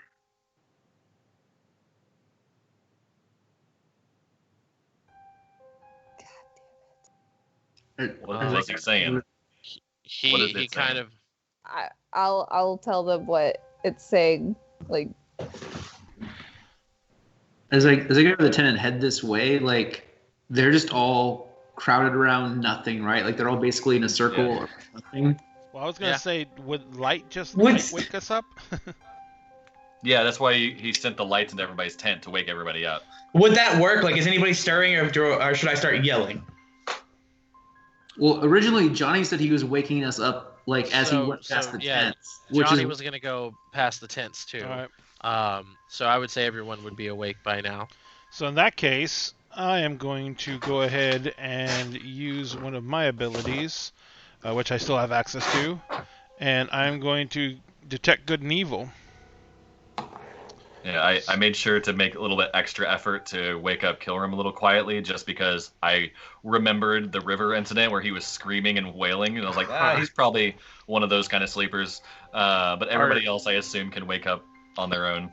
And I can detect. You're casting the spell detect No, good evil, or you're it is an ability using divine sense. Divine sense. Got it. So I can detect celestial fiend and undead within 60 feet. I know their exact location. So you ping an undead in the camp. Where is he? Is he exactly where Lorelei said he was? He is standing directly in front of Lorelei. Because as she is like turning her head away to ignore him, he walks over and gets closer to you. And he said, if I see him walking towards me, I'm gonna be like, stay where you are. Lorelei, what is it? I try to tell him. He does not stay where he is. He gets closer, and he says, "What's going on? What's going on here? Lorelei, what is Why it? am I cold? It looks like a person. It's a lost soul. What's his problem or her problem? And I'll repeat exactly what they've been saying. Why are you saying what I'm saying over and over again? Tell him that the rest of us cannot hear him. I don't think he can see any of you either. Who are you talking to? He cannot see any of you. He looks around. I'm gonna ask Lorelai if she can point like at the ground where he's standing. I can tell you exactly where he's standing. Exactly, and so can Johnny. Well, Johnny could before it moved, but Johnny put his hand through it. Oh yeah, it moved. So I'd have to do my ping Oh. again to get it where it is now. Wherever Lorelai points, I'm going to use prestidigitation to put like a small X in the ground and ask her if that's like where he's standing. If I've got it right. If she's What? So Is it? You said it came like right up to me, right? he's standing like directly in front of you. I will be like, still going to put the X in the ground like directly in front of her where I think he is and ask if like is that where he is? and if it is, I will tell him yes and or no, just depending. I don't know. DM, does he get it right? I'd say it's a close enough approximation. Okay. All right. Yeah. Well, I'm really close to them at this point. So where that is, I am going to try to do prestidigitation, center mass of where this thing should be, and attempt to warm 1 cubic foot of non-living material. If it's not living, then we'll see if it's material.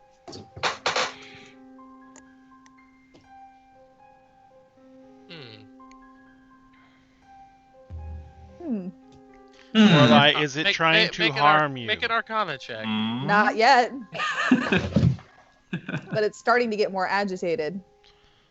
What's wrong with it? Why is it agitated?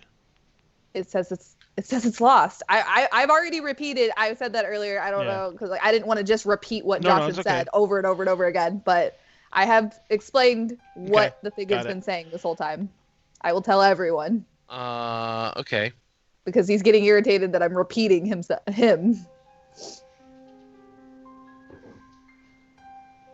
Yeah. Yeah. Yeah. So you attempt to warm this area. How are you, like how hot, like how warm? The spell isn't very specific. It just says that you chill, warm, or flavor up to 1 cubic foot of non-living material for an hour. I'm just choosing to warm it. I mean, it's a little vague. So like, are you making it like a nice like A blanket fresh out of the dryer. 75, or like? Oh, you're giving me the choice. I'm thinking like I mean, yeah, you're the one who's casting the spell. You determine. so, somewhere around blanket out of a dryer / sitting next to a nice campfire, like directly next to the nice campfire. Okay. So Trey casts a spell. And you see Cal just kind of stop. And he's been kind of like holding himself and shivering. And he kind of stops, and he looks down at himself, and he says, "Oh,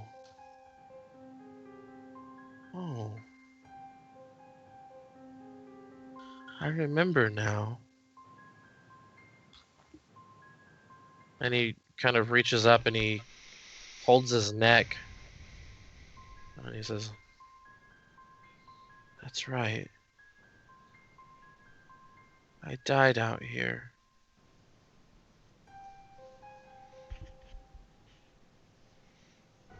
You're gonna die out here too."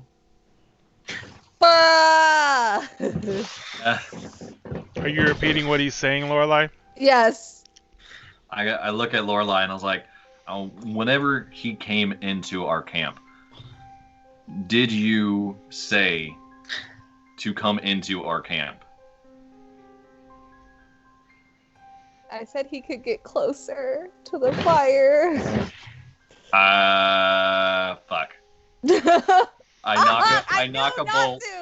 I knock a bolt.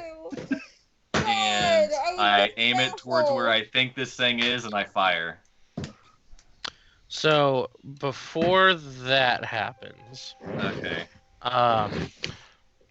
Oh, God. I just need to be more of a jerk.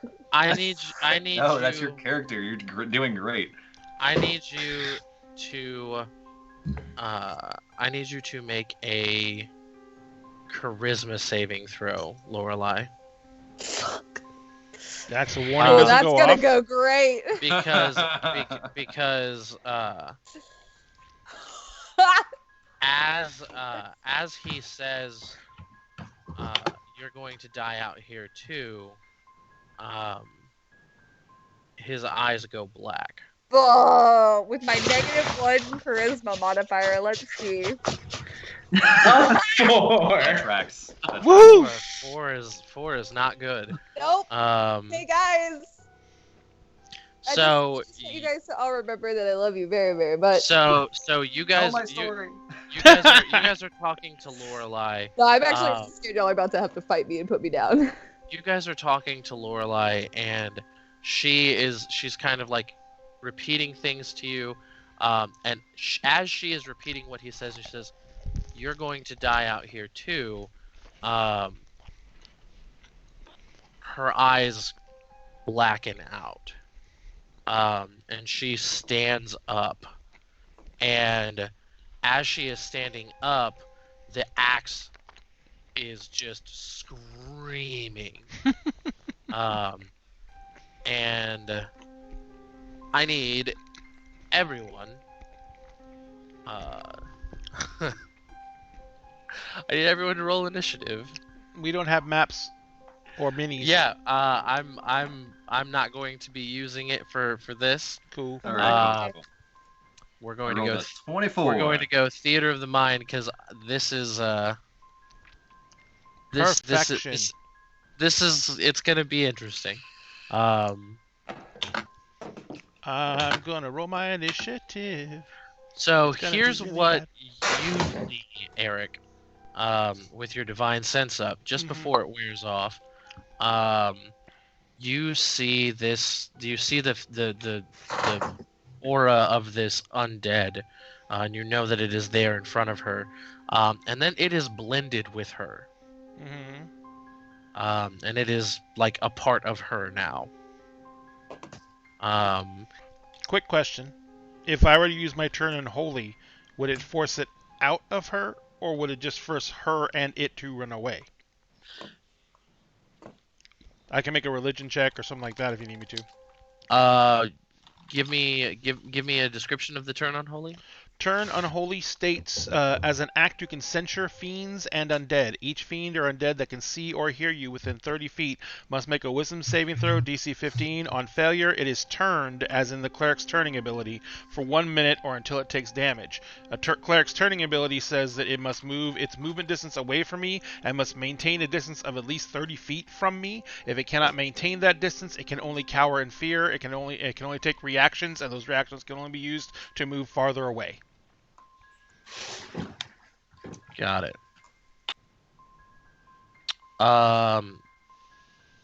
Yeah, it seems that she has been possessed. You can make a religion check on your turn. You got it. So it looks like first up, I've got a 9. it looks like first up is Johnny. Yeah. Are we gonna do this, or are we gonna? You want to take a break beforehand, or it's about 8, so. Yeah, you know what? We can take a quick break. We're going to take a break, ladies We can and take a gentlemen. quick break before we hop into this. And you know what? During that break, I'll throw together a quick battle map for you guys. Why not? Yay! Doesn't matter. Either way. All right, guys. We'll be back in 10 minutes. It's 7:56. We'll be back at 10:06 or 8:06. 10:06. 2 hours and 10 minutes. 10:06. We'll be back at 8:06, ladies and gentlemen. 10 minutes.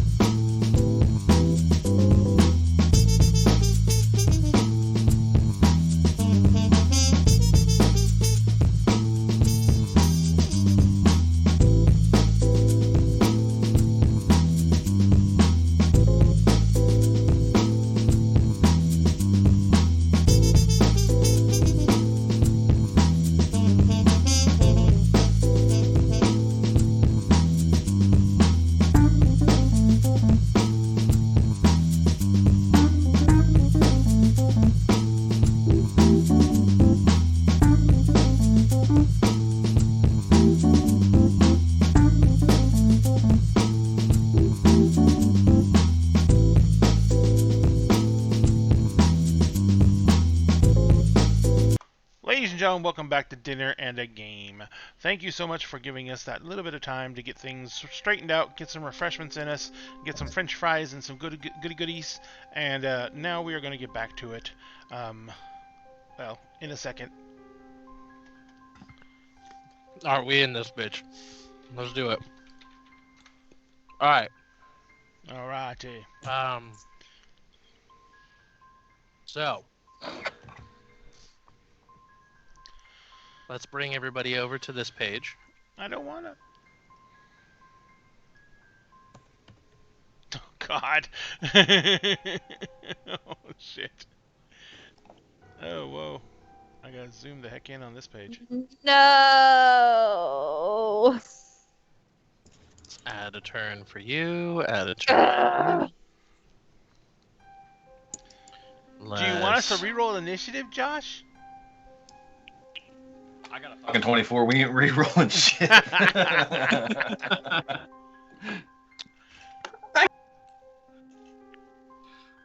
I got a 19. So I got a I rock. got a rock. Yes. Yes. I love all of you. Hey, so Josh, much. can Here, you no, need to give us get- control yeah, of our... get- yes. Give us control. We need Yes, control. can. I want to touch myself. Oh, God. Well. And for that, someone followed us? Ah! Give all me over more of control. our co-DM touching themselves. Mm-hmm. I'm Oh, not a God. co-DM. I am no one here. I am a lowly player. Josh, give me advantage on all my rolls. Nope. See, I'm No. nobody. No. No. Only if you give me Advantage a on him gun. every time. give me a gun with a silencer that I'm Gun with a proficient in. silencer? That does 2d8 Over damage. Bastion. And a scope, so you can do it all at range. Yes. Get him a. All right, everybody should be able to control themselves. I can control I myself. cannot. Ba-doom, Let's see. bonk. What happened? Let me make sure I'm on select move. You need to assign my token to my character sheet, Yeah, Oh, mine's that's- not. or I can just do this. Oh my God, it's a giant one. No. No, no, no, no. You're controlled. Yeah, you're controlled by. I'm Now I can. Now I can. It might take a I few just moments. have token settings. That's all. Oh. I mean, I can have. just care. Fuck. Like usually, if I Fuck press it, shift fuck and it, double fuck click, it. it's fine. I can just do this. I have my Fuck it. character sheet. Fuck it. No, bring him in. Bring in your boy. Okay. Bring in that badass boy. How do I make him smaller? Oh, there we go. That'll work. Okay, so you had a 24. So you're up at the top. Lorelai had an 18. No, a 19. 19. That's cool. Trey had an 11. So you're a little lower. Kilrim is a 13. And Eric is a 9. I am. Cool. There you have it. There it is. Johnny. All right. So I see like she's sitting here relaying what this dude is saying, and can we say it's canon that he So- looks like this with the top hat and everything, but like really sickly? Oh God. Yeah. Yeah. Don't like it, but yeah. I don't like it, You know but the yeah. rules. So here's how it went down. Order of events. You ran your hand. Ouch. Lorelai's like, there's a guy. You're all like, what the fuck are you talking about? Eric's like, he's right fucking there. I can see his ass with my holy eyes. And then she's like, she's saying he's lost. And then Trey casts a spell. And then she says, Oh, he remembers. He said that he died out here. He says we're all going to die out here. Brief blackout eyes, screaming axe, pick up axe, stand up, smile menacingly at all of you, axe still screaming. Shit. Okay. That's cool. It is, thank you. I look around and I go, well, we got to kill our friend now. No. So I will. I barely know her.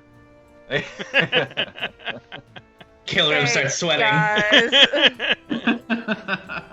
Okay, so the cart is somewhere around here too, right? Yeah. It is. You can just tell me. I don't need you to add it or anything. No. That's a beefy little horse. It's a beefy horse. There you It's a go. pretty pony. Why do we keep getting these tiny, these short horses? Why are we These getting horses. all these little Ponies. Shetlands? I know. All these little Shetlands. All horses in Barovia are Shetland ponies. It's canon now. Oh God. even the nightmares. So, I come from the Shetlands. God damn it. I'm so sorry. Give me 1 second. I'm trying to think of what I need to do. It's been like 6 seconds. I'm so sad now. Yeah, I run up to her, and so it's here, so I'm just trying to see. That's 15 feet. Okay, cool. Here's what I want to do. I'm going to run away from this, like behind Trey, pick up my shovel from where I assume it's on the cart, and I just want to like clock Lorelei in the back of the head with a shovel.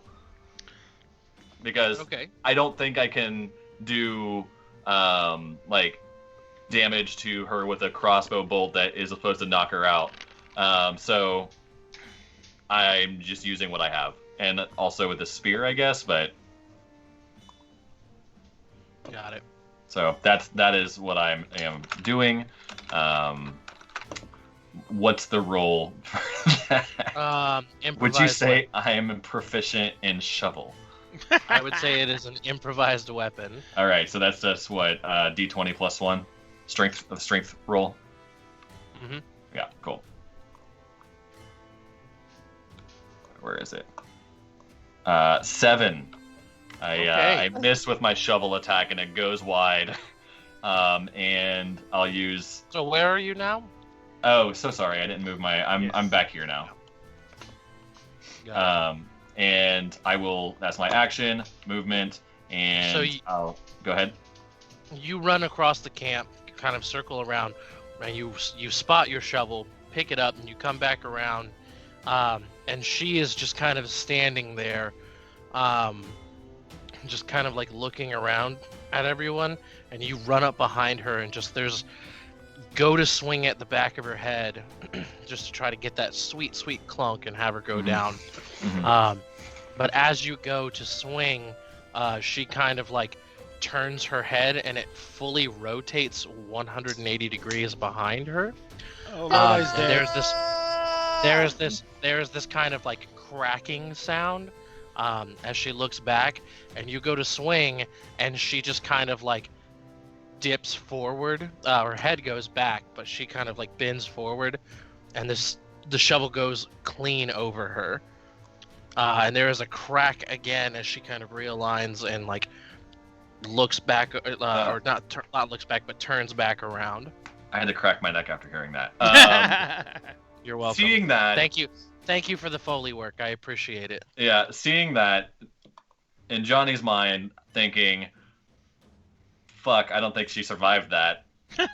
Bonus action crossbow bolt to the face. I was gonna say he just killed Lorelai. Remind me because it's been a couple weeks, so sorry. Sneak attack. I don't have advantage, so I don't get that. So No, you would have sneak attack though, because she is engaged with an ally, or engaged against an ally. oh, fantastic. So 28 to hit. Mhm. Why is it doing it this weird way now? I don't know. Well, it did 24 damage. I don't know if that's including my sneak attack or not. That is. It is? Okay, cool. So 24 damage all day, straight to her chest. Or her back, I guess. Ugh, I hate it. Okay.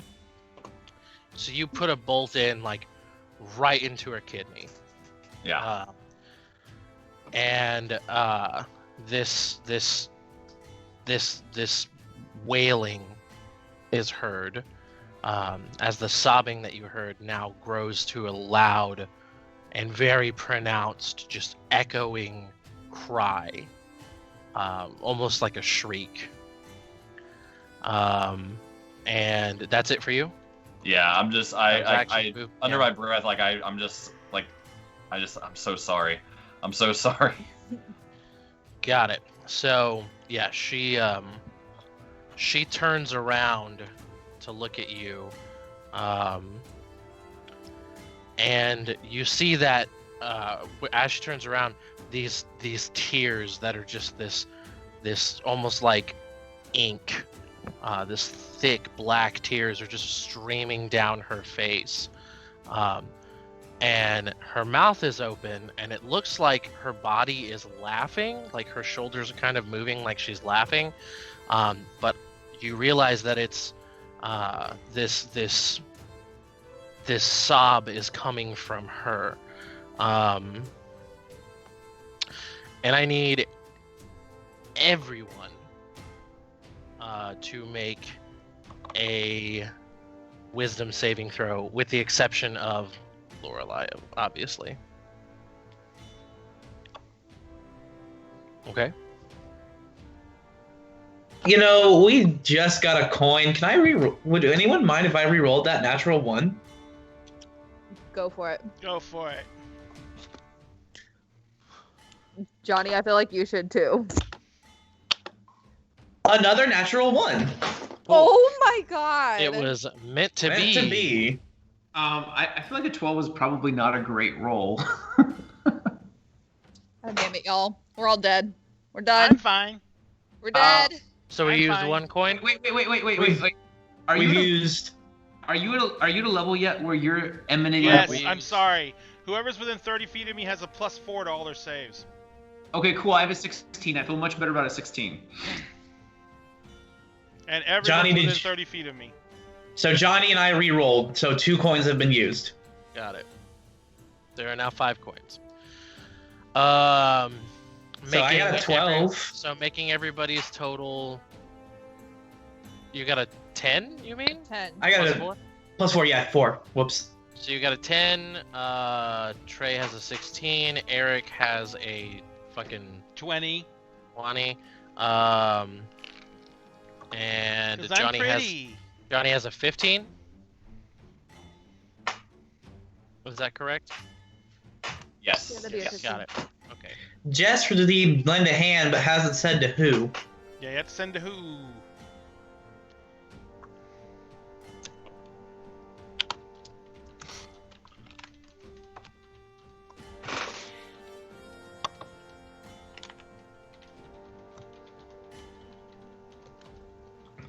Oh boy. Oh. This is Fine. gonna be fun. I can't believe I rolled 2 natural 1s in a row. So Kilrim. 2 things I need from you. Kilrim. She spent it on Kilrim.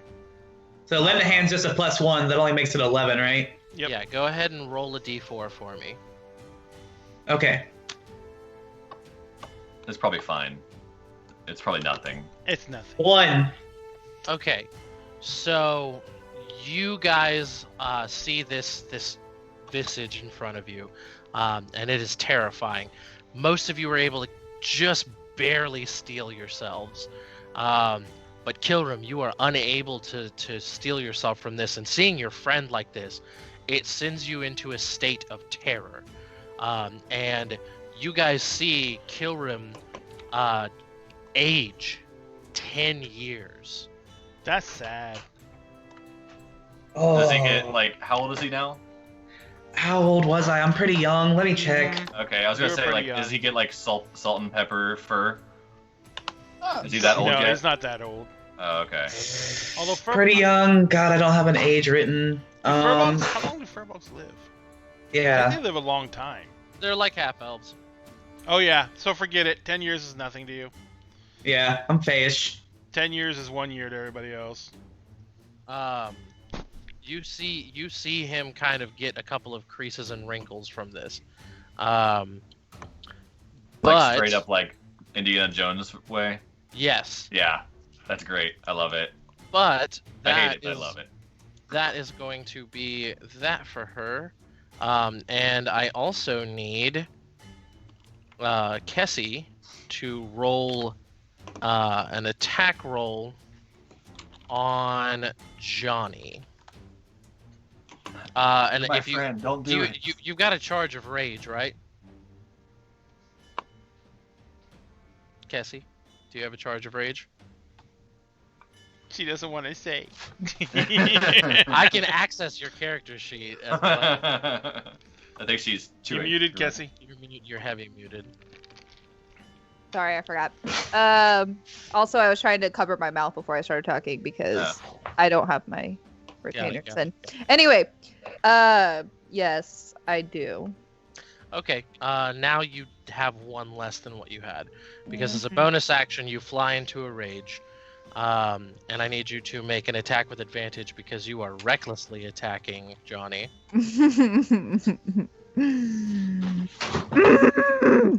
This is fine.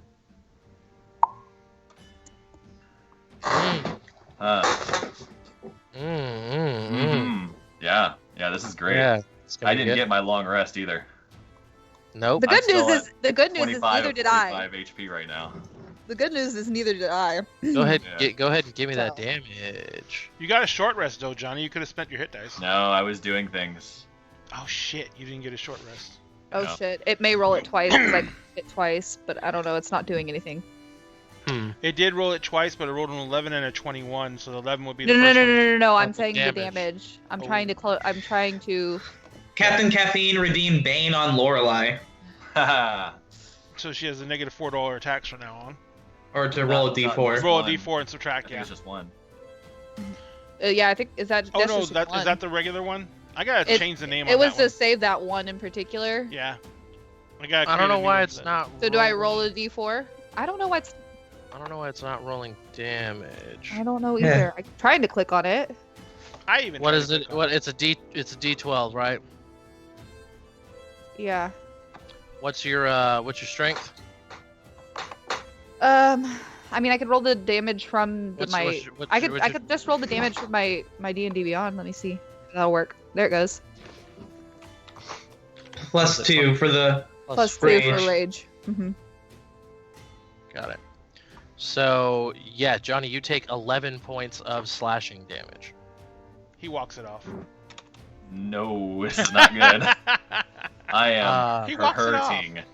You got a second attack. Oh fuck. Go ahead and hit that Johnny Trinity again. And this time I can roll my Bane, I guess. Mhm.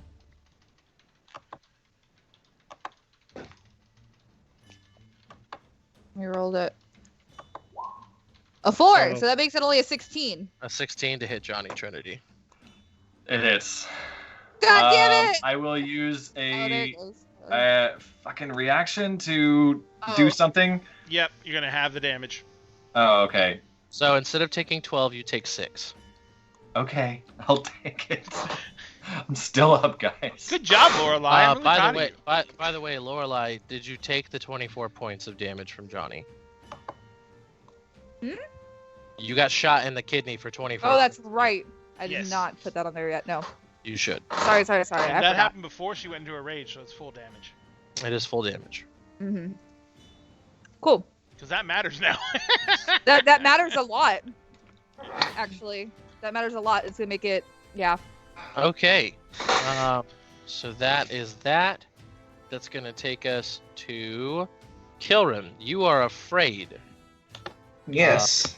So you will have disadvantage on all attack rolls against your target while they are in the line of sight. Sorry, And you buddy. cannot move any closer to her, even though you're already kind Already of is close. Yeah. So since I'll already have disadvantage, you can't have double disadvantage. Nope. I'm just gonna go. Oh, she's gonna hate me for this, and I am going to. I'm gonna use a 3rd level Scorching Ray and fire all of them at her. Do it. And I I'm thought gonna you were- burn up all your fur. I thought you were gonna place a fireball where it only hit her or something funny like that. Close enough. So fun point of order. You can't have double disadvantage. However, her reckless canceled it out to a flat, but because you are within 5 feet, you will have disadvantage on all of them. Yeah, On all the attacks on yeah. her. I don't want to run and take the A up. Yeah, you got two stacks of disadvantage against We're Yeah. getting into Magic the Gathering Advantage. timing issues here now. So control is disadvantage. So first one is a 12. Misses, I believe. How many do you have down this one? Lorelai, what's your AC? 17, I think. 16. 16. 16. Got it. 14. Why does that say Witch Bolt? Hit me! Oops, I did the wrong one. Stop trying to hit me and fucking hit me. No, 11. Holy Just shit! fucking hit me! One of What is those that? was a witch bolt, so can I recast the one that was a witch bolt? It's- It's the same bonus. It's Same the bonus. Same bonuses. Yep. Yeah. So they all miss. Wow. What is that from? What is that movie? God. So you go to shoot don't this remember. the scorching ray at her, and you're just kind of like seeing her like this. You're terrified. Your wand is shaking. Captain Caffeine did And receive because you're less on trying Evan. to shoot off these bolts while you're terrified, your hands shaking. It just fires around her head, and kind of shooting off into the fog. Yeah, Bless wouldn't save any of these except. It might say the 14 on the Witch Bolt. That's the Yeah. only one it could do anything for. So you can roll it once and see if it'll save that one. Is that cool, Josh? Okay, yeah, whatever. sorry. 2. It makes it a 16, so I'll roll the damage on the last one, so it's not witch bolt. 3 fire damage. All right. And Okay. then, seeing that, I'm going to run away. Will run away and take the A up. No. Do it. I got full health. I'll be fine. He's fine. He's fine. Just Don't let me- don't forget the advantage because you are reckless. Yeah, hit me. And no mage armor. No mage armor, so you're hitting. Don't worry about it. Why? Why is it all of a sudden rolling really good? 7 damage. 9. She's 9. raging. 9 damage. She's raged. So 5, 10, 15, 20, 25, 30. I'll move right there. And for my bonus action, I'm going to turn invisible. Good job. Okie dokie. Ba-doo! Disappear. That just lasts to the beginning of your next turn, right? Yep. Right. Okay. So that's going to take us to Trey. Whoa. Okay. Oh my god. Yeah, it's a lot of text. Basically, I get +3 on my damage rolls against her, and it could be a crit on a 19 or a 20. Oh, Hexblade's Curse? Yep. I kind of don't want her to, I don't know, like, hit me. Eldritch Blast. All right, so that's 17 to hit. Yep. And that is actually 15 damage because of the +3. If it does hit. It hits. Got Okay. it. Still up, but barely. 15 force damage. Well, You It's- also had advantage because she was reckless. Oh, okay. Well, I'll roll. Let me, I guess, roll to see if it's a crit. It's not. Wait, is it? Mm-mm. Got it. Oh, it's a Nope. 19. It's It a is a crit. 19. Oh, but it is a it's- 19. And Okay. so it is a crit, right? Because you crit at 19. So we'll take That's- that's so 30 we'll points. take both of those damages that you just it doesn't matter. rolled. I'm down. I only Uh, had 2 more hit points after that, so it's got to be more than 2 more points that it's gonna do. Well, Okay. I have a second bolt, so So Yeah. So go ahead and go ahead and launch your second bolt at her. this is not nice. This will be at a flat roll because it is she is prone now because she got knocked down. Okay, well then it's the 15. The 15? 15's gonna miss her. She's 16, right? Mm-hmm. So Well, the if two you bolts want, come it's firing the- off. The two bolts come firing off, and they're not. The first one hits her square in the chest, and she just gets knocked to the ground with the impact. And there's she's just kind of like pushed into the ground by the force of it. The second one kind of spirals off, just missing her, kind of erupting onto the ground right here next to Johnny. And with that,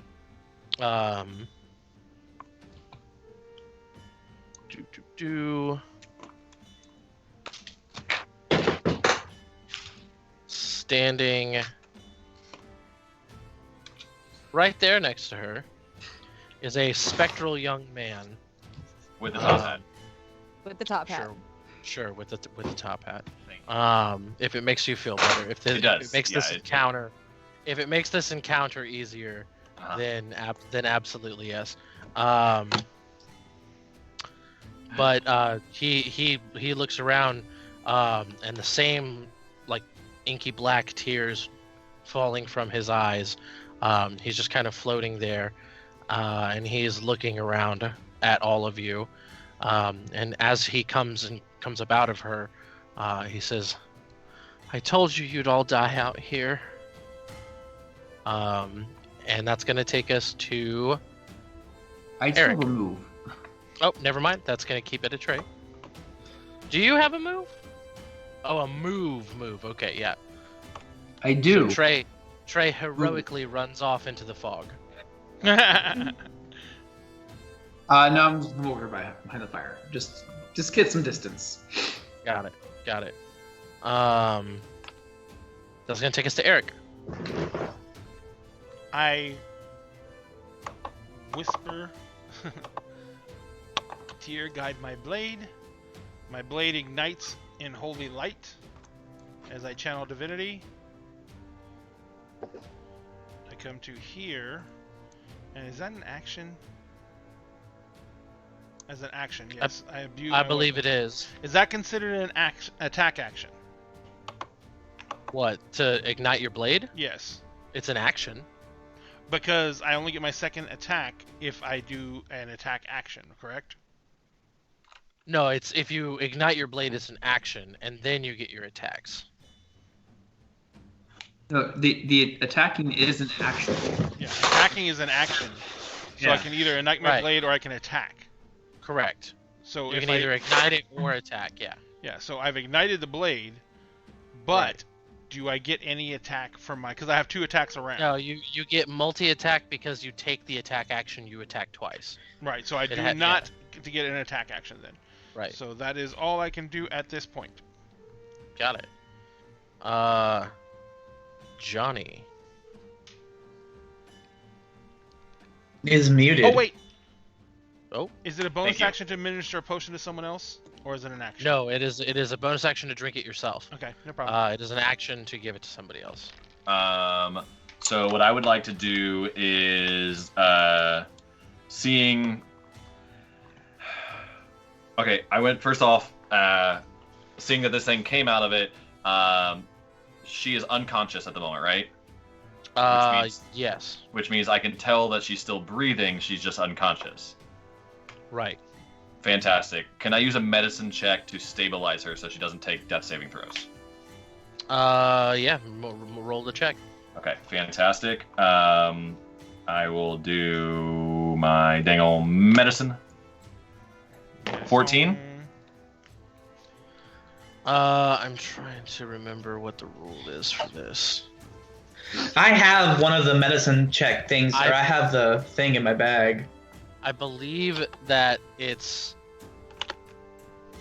I believe it's number of death saves failed is how difficult the DC is.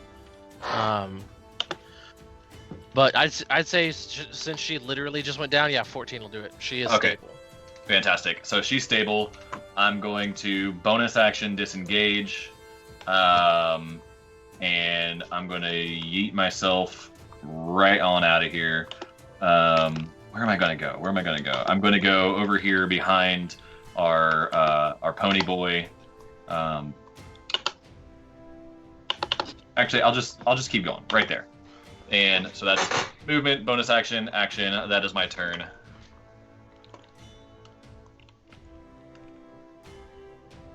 Got it.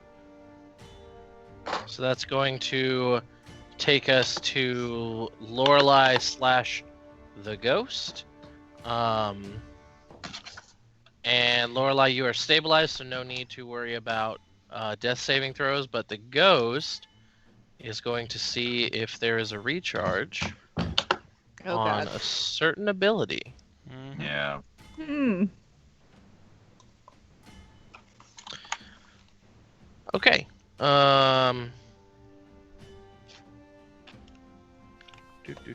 Do.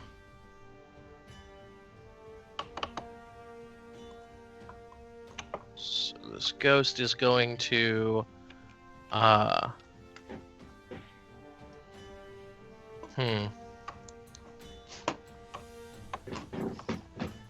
She can't do that because you already did it.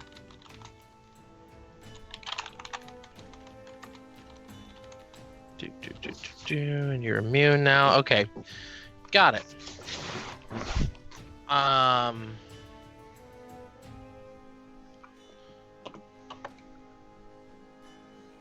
Yeah, she's just gonna try to, or he is going to try to, reach out and touch you, Eric. Did you say they reach out and touch face? Reach out and touch somebody's hand. So you feel this icy hand upon your throat. Mhm. As a it is a 21 to hit you. Actually And hits you are me. going Congrats. to take 4d6 necrotic. Holy shit! And you are going to take an additional 2d6 cold. So that is Good. that is 22 points of damage total. 22? Yes. I'm not gonna argue, but you said 46 initially, which is Yeah, why I four- was free. 46. Yeah. D6. Four, Oh, 46. four- Holy shit, because my No. exact hit point total is Four- 46, so yeah. I thought you were just gonna kill me outright. No. Oh, 46. It's 4d6, which is the 13. 4d6. 4. Oh, I meant to roll that where you guys could. I'm sorry, I meant you guys. I thought you guys could see those rolls. Yeah, I rolled a 1, a 3, a 4, and a 5 for the necrotic, and then a 3 and a 6 for the cold. Ow! So it's gonna be 22 damage total. Ow. Ow. Ow. And then he is going to move through you. And no, he's going to move through Lorelei, and he's going to end up right here. Mm-hmm. And then Trey, I need you to make a charisma saving throw. You're close enough to me, so remember you're +4.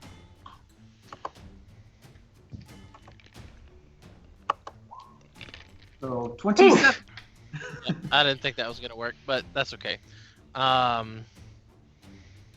So that is going to be the end of its turn. It's going to take us to Kilrim. I meant to tell you this. At the end of your turn, when you turn invisible, make another Wisdom save. I'm sorry, not Wisdom Okay. save. Yeah, Wisdom save. Wisdom. It was wisdom. Save out of fear. 17 plus. I'm close enough to Eric. No, you are no longer afraid. No, I don't think Cool you beans. Oh, with a 17, he said I'm good anyways, I think. And it's my turn.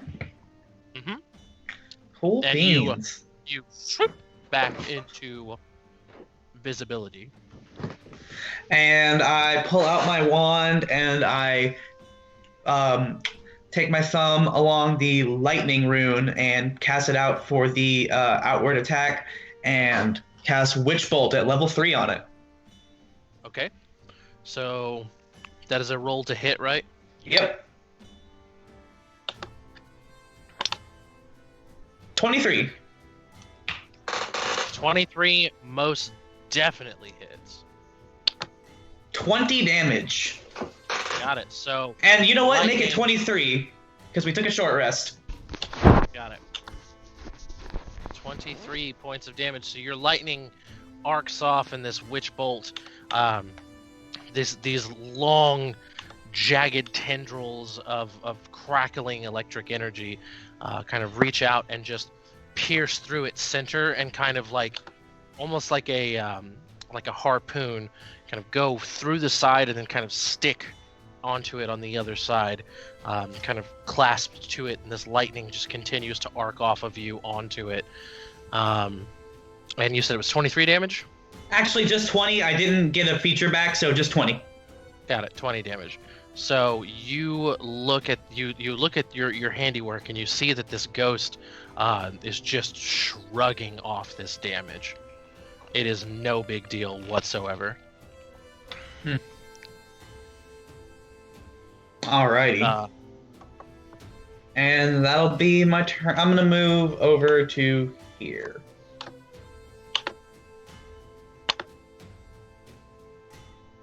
Got it. Trey.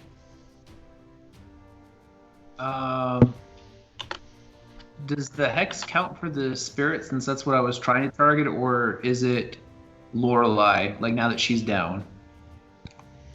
You can move it, can't you, as a bonus? Or is that the other? No, not till later. Not till No. we're much higher level. No, yeah, you have to. Yeah. You have to be significantly higher level for that. I'm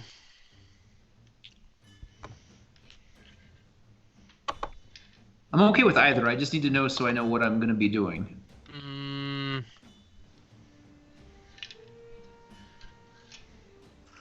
I'm going to say no because you had to bring her down to get it out. Like you were basically performing an exorcism by like knocking her out.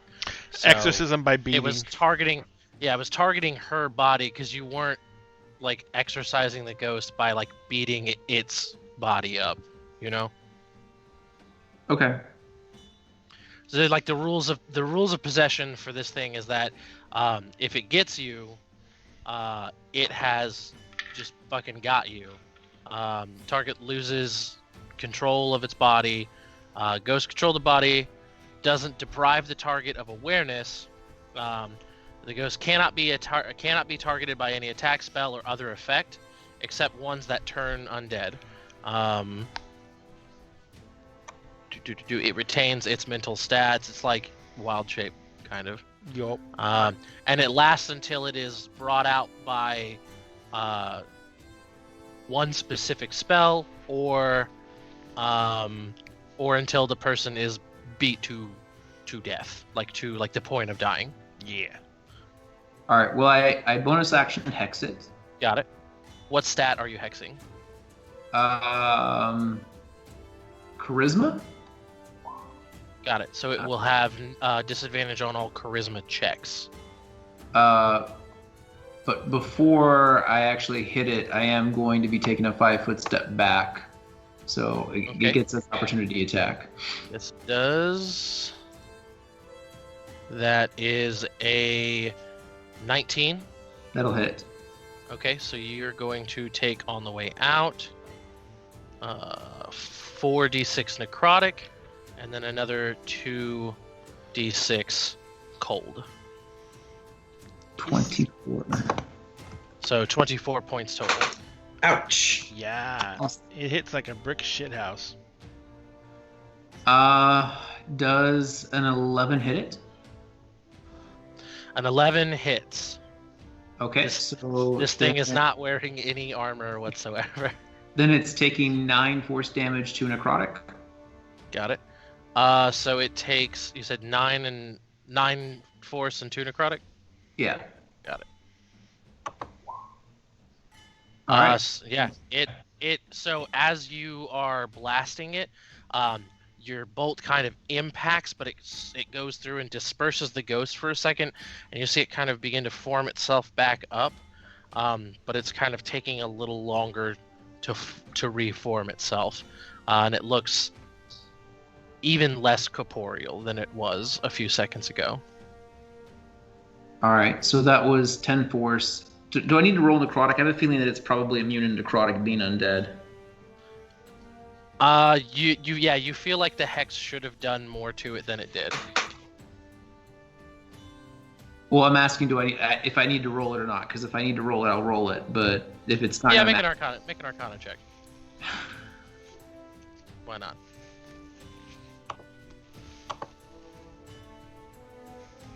I was just trying to save time. I mean, but I'll roll it again then. Since I don't know what's happening, I'll just roll it. There you go.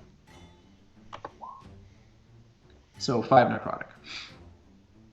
Got it. It does not seem to be affected.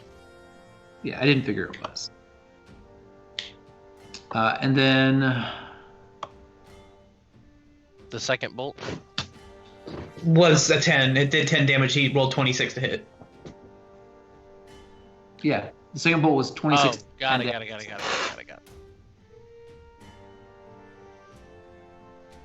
it. Yeah, once again, second bolt, same thing happens. And this thing looks like it is it's still there, but it's kind of like flickering a bit. It's kind of fading.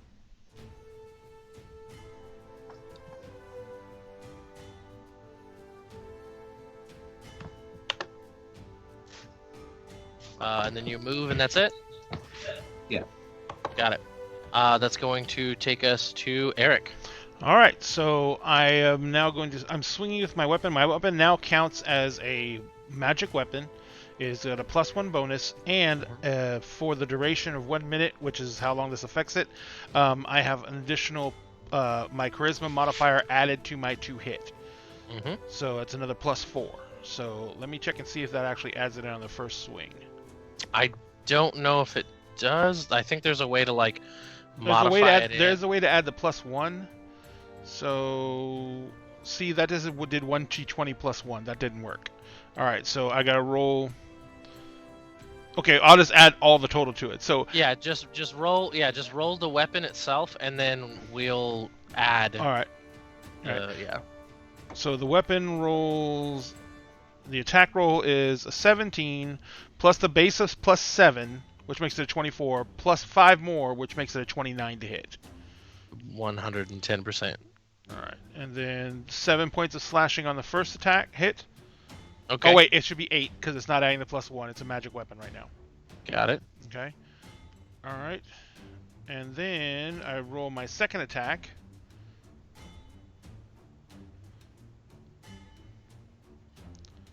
And that is going to be a your first attack, you carve through it, and there's resistance there, but like you just carve through this thing. You can tell that because your blade is lit up, you're doing a lot of damage to this thing.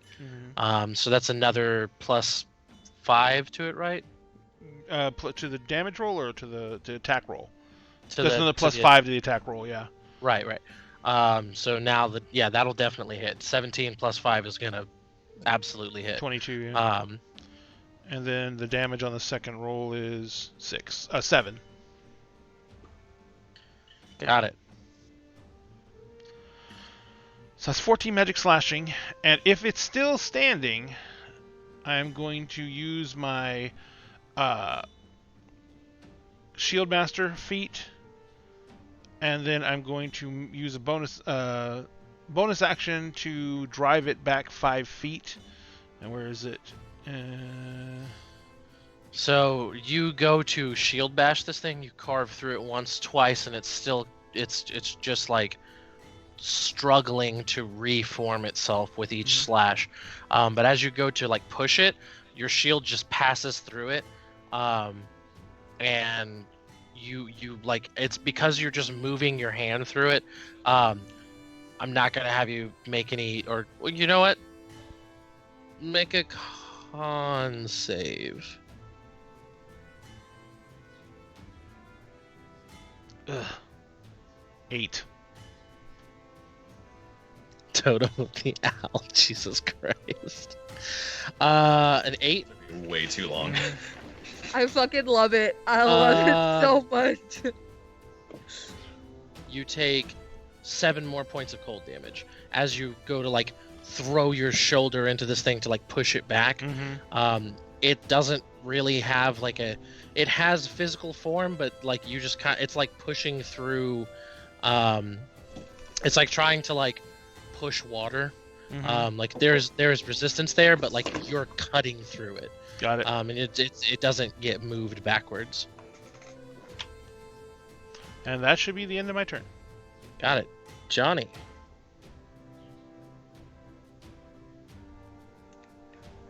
All right. I'm going to sneak up this way to get a clear shot. It's engaged, so I get my sneak attack, right? Correct. All right, just making sure I understood that correctly. Yeah, I'm going to roll from roll 20 this time because it's being weird. Got it. If it wants to let me, which it does not apparently, so Yeah. that's cool. I will go ahead and bonus action. Bonus action crossbow, and that is a dang old 19. That'll hit. All right, there's my damage. That's low. And So you fire off this bolt, mm, and this thing is struggling to reform itself. mm. But as your bolt connects with it, the bolt almost acts like it hit something solid, and there's this piercing scream that echoes through the woods here. And this thing evaporates and covers not evaporates, it explodes. Cool. And it covers this with this like kind of odd luminescent goo, both Lorelei and Eric, So which yeah. then like immediately begins to evaporate, so as you have killed the ghost. all right, I rush over to Lorelei. yeah, I do the same thing. I'm standing right beside her, so I was just gonna drop down and give her a potion. I mean, she's stabilized. Like, we could just let her sleep it off. Just let her sleep it off. Do we really want to give her a potion, guys? I mean, Those that's are- a those are- lot. Those are money. Wow. Those are expensive. She I already wanted to smells like dramatically wet- stay by her How side very- until she woke up. How very meta of you. She already smells kind of Like- funny. No, I've got 4 is what I was going to say. I've got plenty more. Wait, doesn't she regenerate already? No. No. Like, when she shifts, she gets temp HP, but that's not... We don't know that. No, Uh, she'll start regenerating in Like 2 days, right? No, 2 way days. more. No, it's got a long time. 14 or 15, and then at this dawn 14. So, But, so if we leave her out here for 14 days, she's gonna take care of herself. Just leave her laying out in the cold. But Y'all are the best. I love you guys. I've got plenty of potions right now if you want to save yours. I've got 2, so I'd like. I've got 4. Can't you just do you Actually, not have any lay Podrick on hands has mine. left? Do you not have any lay on hands left? Nope. I haven't Oh, gotten shit. a long rest Yeah. yet. No, I threw mine down on Podrick. So I'll roll I should find 2d4 out real on quick. me. I'll roll potion. Okay. Give her yawn potion. I'm going to not take one, but fuck, I'm hurting right now. Oh, so am I. Yeah, I'm at 8 of 45 right now. Like one more round on me and I'd be down. I'm You at got 7 HP. I'm at 17 to 46, so I'm at least gonna down one of mine. Can you roll them? So you have 46 HP? I have 46 normally, yeah. Oh. So you are at 7 hit points as you come back Mm-hmm. to life, And Lorelai. Lorelai's just gonna be like, So Lorelai, as you regain consciousness, Oh, fuck. I'm rolling. while you were possessed, you were like mind linked to this ghost, and you have these memories of Not bad. I got back 8. you live in this small this small village near a lake. You fish mostly, and one day you decided that you were gonna go and get up early and go to the other side of the lake and do some fishing, try to get some good catch, bring home a lot of good fish, and kind of get the one up on everyone else who kind of fishes on the other side of the lake. And that morning it was very foggy, and you kind of got a little lost in the fog, and you found yourself kind of wandering in this place that, you know, you've been over on this side of the lake before, but it looks sickly, almost like it looks like the land has been blighted, and you're very confused. And as the fog kind of lifts, you realize you're not anywhere near the lake. You're not anywhere near home, and you're kind of dumbfounded, and you feel a little panicky, but you're greeted by this very finely dressed gentleman, and he introduces himself to you as the Baron of these lands, and he gives you the name Strahd von Zarevich, and offers to help return you home, being that you were lost. And as you go along with him, he reaches out and he places a very cold hand on your kind of on your shoulder, putting his arm around you, and he brings you in for an embrace. And there's a very sharp pain on your neck, and suddenly everything starts going cold and starts going dark. And before you realize what's happening, you are fully drained of all of your blood. And yet somehow you remain. You died, but somehow you're still here. You can't leave. You try for a very long time, for what seems like an eternity, and you can't get out. You can't leave. And then you see a light in the distance, and you go to it, and there's a strange woman there, and you know the rest. Mm-hmm. As she's coming to, I'm gonna ask her, how's your neck? How is my neck? You are in an extreme amount of pain. Yeah. You're able to function, but like Let's see. it feels I don't know if you've ever like had a like a bad like kink in your neck, Oh god, like where like you can't even like move your head. Yeah. It's like that, except in every direction. yeah.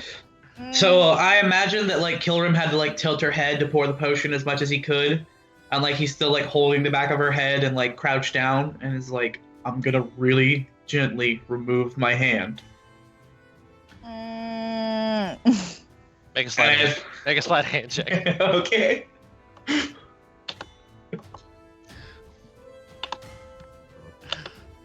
14. So you very gently and cautiously, set her head down and remove your hand, and it still hurts. It still hurts a bunch. You're just kind of in an extreme amount of pain. All of your joints ache, and you have a shiver. Like you're cold. Oh god. I'm just gonna be like, I'm really sorry, guys. I'm so sorry. Well, it's a. I got no words. It happens, I guess. It's the land, and if I see her like shivering, I'll take off my giant cloak and like wrap her up in it. Yeah, so the shiver kind of is receding. It's not something that lasts a very long time. But like she's as she's like coming out of it, or coming back into it rather, she's kind of shaking a bit. Yeah, you look up at Kilram, and also you notice that like he looks a little different. Like he just looks a little older. Oh, that's right. Kilram, what happened to you? I don't know, but my hair's like, is my hair longer or anything? Because Kilram has like really like shaggy hair that grows very fast.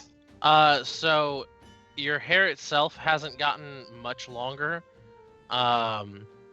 It's more like your facial features. Like you have a bit, like you have a few more lines and creases on your face. Can I feel them? Like you feel older. Like 10 years isn't a lot for like your race's like lifespan standard, but like 10 years is 10 years. Like 10 years is gonna feel, no matter what the race, you're gonna feel it. You're gonna feel 10 years in literally a second. Like you age 10 years in a second. Like you. So I'm aware of what happened. You maybe not the exact time, how and why and time, but like it feels like you just aged 10 years. I feel like I just got hit by a lot of hammers. A lot of hammers. And my face feels different. Do I look different, you said? Oh, so you're in your 30s now. Mm-hmm. Yeah. You didn't even get all the random partying. Yeah, and Yeah. Kilram was about 19, so he's about 29. yeah, so as you stand back up, like a couple of your joints pop. Just they didn't used to, but they're doing it now. How do you feel whenever you hear, the term? Shit, never mind. Actually, I'm not gonna say that. Come on! What? So, TikTok? Like, what do you think about TikTok? And how do you feel about the Gen Zers, as they're called here in Barovia? Barovia. In Barovia? Barovia. I used to really want to make TikToks and dismantle the system, but now I just feel like a lazy millennial. How do you feel about prunes? Oh, you feel like a millennial? Okay, you're fine. He's all right, guys. I think he'll be all right. Nah, prunes bad. Avocado toast good. Okay. Yes. Oh. Because There's- Kilram was very young. He was 19, and now he's 29. So he'll be this like almost the same age as me. Do you still feel like you really like the band Death Cab for Cutie? Yeah. But going Well, to see them live regardless. is a whole ordeal that like To be fair, my musical taste has not changed since middle school, so not even Same. a little bit. Same. all right. All right. All right, yeah, you have survived this random encounter. Back to watches. Do I get to go to bed? I think that would be good. So that happened fairly early on in your watch. Yeah. Oh no. I'm gonna go ahead and just take over her watch and finish my rest of my alchemist fire on the road. Okay, thanks. Got it. So, you guys kind of settle back in. It's probably not super easy to go back to sleep. being that you were woken up to immediately have to like fight one of your friends and then the visage of a tortured soul. But eventually, you guys get back to sleep. The rest of the watch goes off without incident.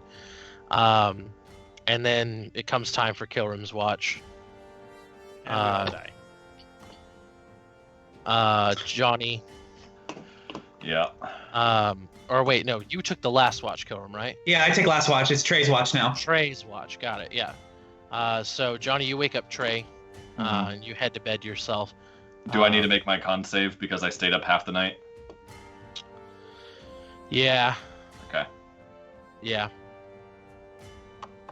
Son of a bitch. 9. You didn't stay up the night before, right? Correct. Yeah, you're fine. Oh, okay, cool. Yeah, the first day is easy. Okay. Like I said, I only failed because I got like a nat 1. Yeah. Gotcha. first day is super easy. It's day 2 is where it starts getting hard.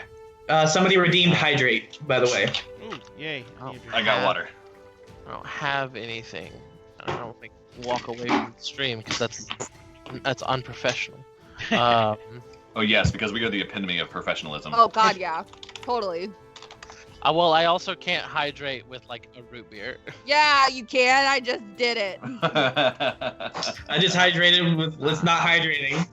Not how science works. Can we get a dehydrate it's check? a liquid. It's a liquid. Damn it.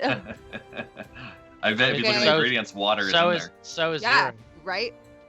And yet more bits was redeemed by an anonymous cheer. Thank you. Thank Carbonated you. water is the Thank you. first ingredient. Thanks, Anon.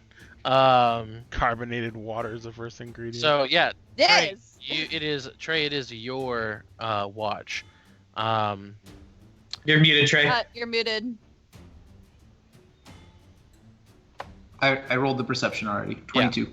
After the events of the previous watch, you are on edge. Like you are definitely keeping a very close eye out. Very, very vigilant, and it is very quiet in comparison to the hours before where you find yourself. But after about 45 minutes with you keeping your eyes out,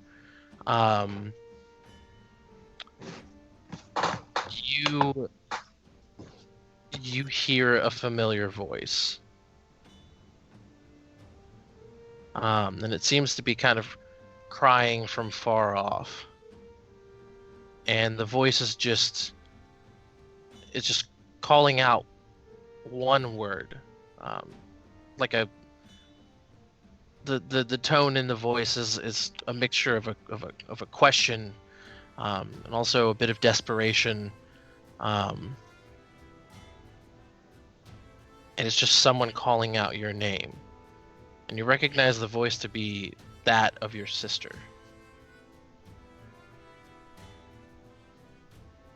Okay. I'm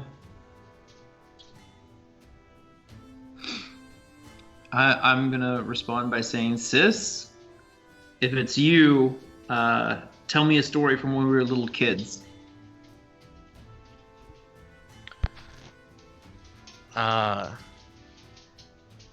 The voice answers back. I don't have time for that. I need you. Okay. Then tell me where you hid things in the temple. You're supposed to protect me. You're supposed to save me. Where could- are you? You could have told me the location faster than that response. This place is full of tricks and traps. It's dead quiet after that. Eerily quiet. It's almost as if the area around you has gone completely still. Even the wind has come to a stop. And you see just above the road on the tree line, there are a couple of ravens that have finally kind of stirred in the tree a bit, and they begin to open their mouth to caw, but instead of cawing, they're saying your name and saying, "Where are you? You were supposed to save me." And they are using her voice. Blast, Eldritch Blast. So you shoot up a couple of blasts. I won't make you roll for it, but you I'll say with the first attack of Eldritch Blast, you kill 2 of them and they begin to scatter away. But you fire off the next just to kind of like, get fuck out of here, get out of here. And this small gathering of ravens is dispersed. And they just fly off into the night, just echoing the same things. Your name, you were supposed to save me, you were supposed to protect me. I'm killing as many of those suckers as I can before they're out of range. Okay, let's just do a... Let's just roll a percentage. Roll a percentage dice for me. What percent of the birds die? Yeah. 93% of them? Holy shit. crap! Yeah, no, you kill all but one that just kind of gets... They all kind of scatter, so it's a combination of you, like, just like, you motherfuckers, you assholes, and one manages to just evade your final bolt and fly off into the distance. But yeah, you just, again, you just destroy these birds. Like, it's not there's just a puff of feathers and viscera that just kind of tumbles to the ground.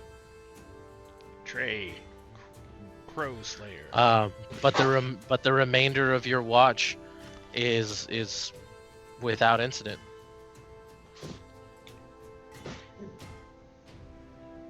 All right. I will go wake up whoever's next.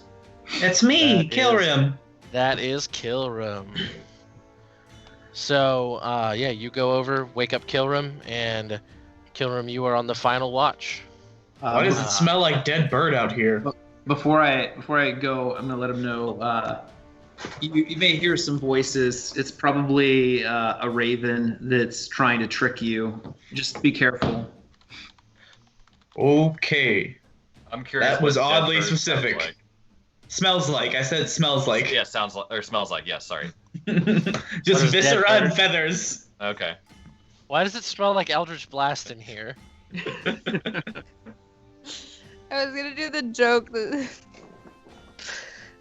God, it smells like Henway in here. I thought you said hentai. I was like, what? No, Whoa. it's Henway. Whoa. And then somebody's supposed to go, "What's Henway?" What's a Henway? I don't know, about 5 pounds. Dude. You got too excited to say that, Kessie. No, because like there's actual. I don't know, about 5 pounds? For TikToks. And that's what it goes. Where like the person gets so excited about that part. I don't know, about 5 pounds. That's an 18 perception check. Okay. I am the 30-year-old on TikTok. Okay, fuck off. Yeah, that's why I brought it up. This isn't a D&D campaign, it's an intervention. Kessie, we're all here because we love you, we care about you a lot. We're worried. We're worried about your obsession Blame with TikTok. Philip, he actually sent me something to make a video, and he had me blind react to something. He's feeding into blame Philip. He's feeding into it. No, he's an enabler, and we'll deal with Yep. him, but that's neither here nor there. Kilrim, your watch comes. Yes, and And what are you... What, so... I still got more spells to put in my book, son. I was gonna say, are you going to be doing that? Because like, if you're, I was going to ask if you're going to be doing that, because if you're going to be doing that, that's going to take a lot of your attention, and I would Yeah. have you roll your perception roll with disadvantage. I'll take it with disadvantage and I'll roll it again. Got it. Because I want the spell. I'm going to be putting in the spell. Oh, God. Because I got 2 hours. I can choose between Misty Step or Suggestion. We're going to go with Suggestion. Got it. So we're putting... And I will re-roll that. I'll roll that one more time. 18 again. Okay. 2 16s. Nice. So you said you were putting Misty Step in? No, Suggestion. Suggestion. Sorry. Okay. Yeah. You are hard at work, transcribing this into your codex. The rain has kind of come back, but you were able to kind of keep yourself away from the direct path of it, as you're kind of like putting up your cloak, just kind of letting the rain fall on that. It's not super heavy. It's still kind of a lighter rain. But you are just kind of focusing on that, while every couple of seconds, just kind of like taking a quick, still keeping work on your codex and just, okay. And it's, nothing's really happening until about right at the end of your watch. Coming up on the end, you're in the final stretch. You've almost completely inscribed this spell into your codex. And the campfire begins to kind of glow a bit brighter. And as you turn to look at it, it's fine. But you look back, and it begins to glow brighter again. And you look back at it, and it seems like the fire's not much larger, but just a tad larger than it was when you were looking at it. Which is odd, especially with the fact that it's not like pouring down rain, but there is a light rain going on. What are you gonna do about this? So I'll set my codex down and I'll be like, this shouldn't be happening. And I'll think about what Trey said, and I'll just kind of stare into the fire for a good minute.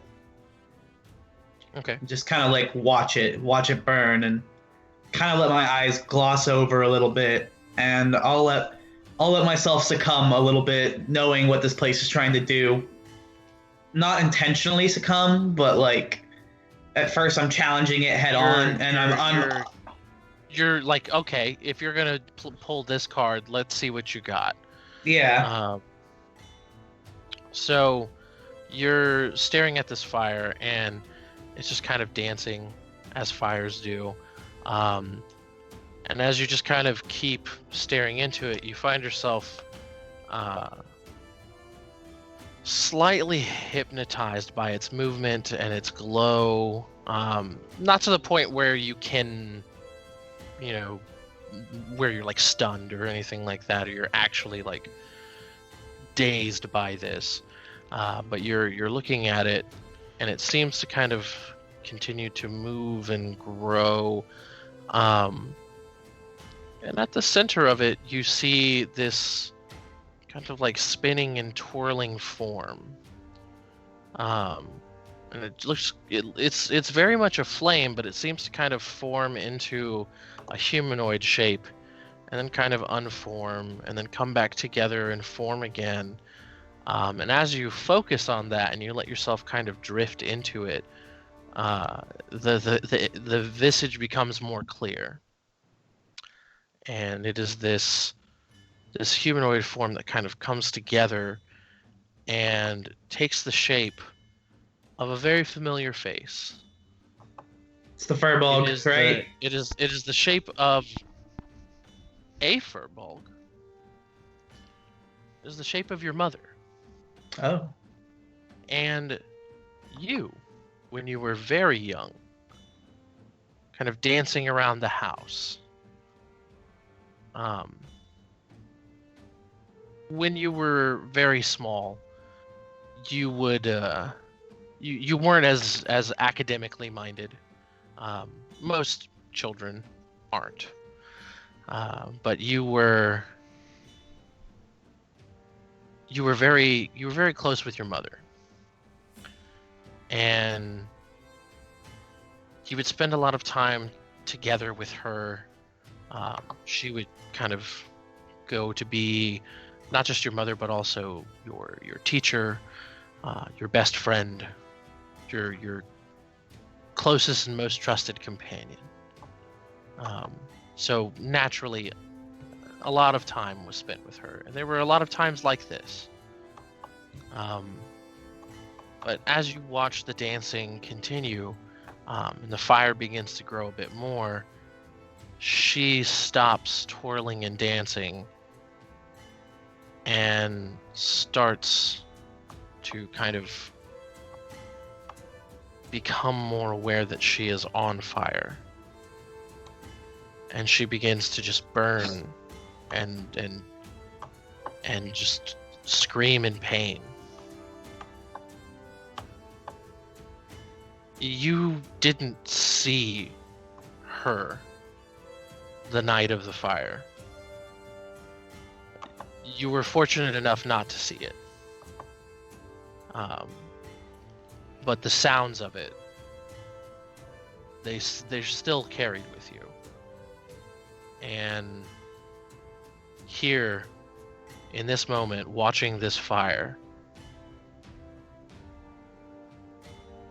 it's an odd mixture of a pleasant memory and a nightmare that you haven't woken up from in decades.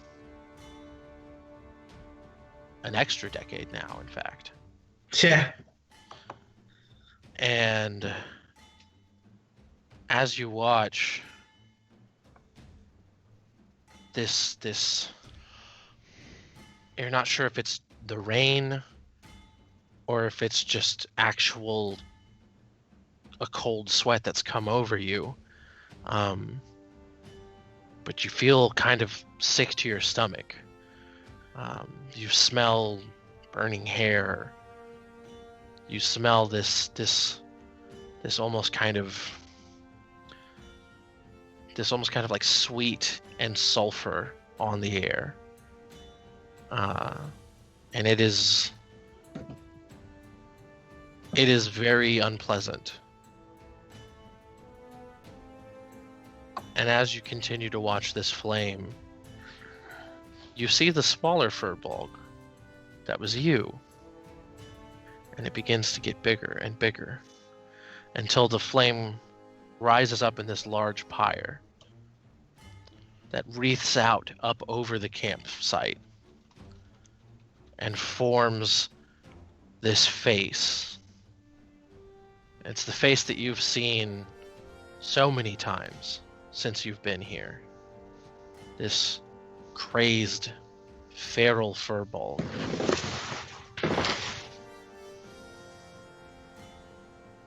And it looks down at you. And it says, "We'll burn them all together." I cast Ice Knife at it. Okay. Second level. So you conjure up this blade of ice and you hurl it directly into its face. And there's this loud squeal as the ice kind of hits the fire. And it just bursts into this cloud of steam that kind of flows over the camp and blends in with the fog. And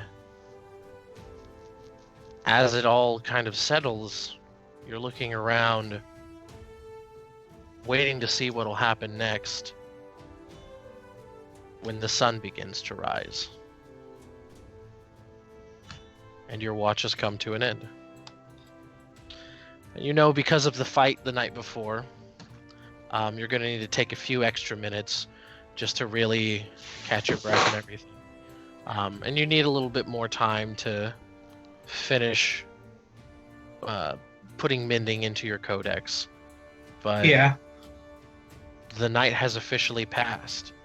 And with that, even with the gloom and the dreariness of Barovia, there's this wave of relief that washes over you that at least the night's over. At least the sun is coming up. I look at my codex, finally like finish transcribing it, and like I like to imagine that like it opens up and I put the paper scrolls inside and I close it up and then like that's where the magic happens, And I feel like I do that. Literally. Yeah. And I say, and I look at it and I say, well, old friend, we survived another night. And I start waking everybody up, putting out the fire, and I'll wake Lorelei up last. I'll let her sleep in for just a few more minutes. Aw, takes, buddy. Got it. So you let Lorelei kind of sleep a little bit. You wake everybody else up, going around, kind of getting everybody up. Those of you who had a level of exhaustion, you will no longer have that level of exhaustion if you slept through the night. But yeah, you get everybody up, and it is a hell of a morning after the night that you all had. And I now know the suggestion spell. Yay. How far are we from town, just for Evan knowledge? Oh, wait, we're not going to town. I'm dumb. We're going to a fortress. Of solitude. So you are... did I get everybody onto the right thing? No, I didn't. Here you go. You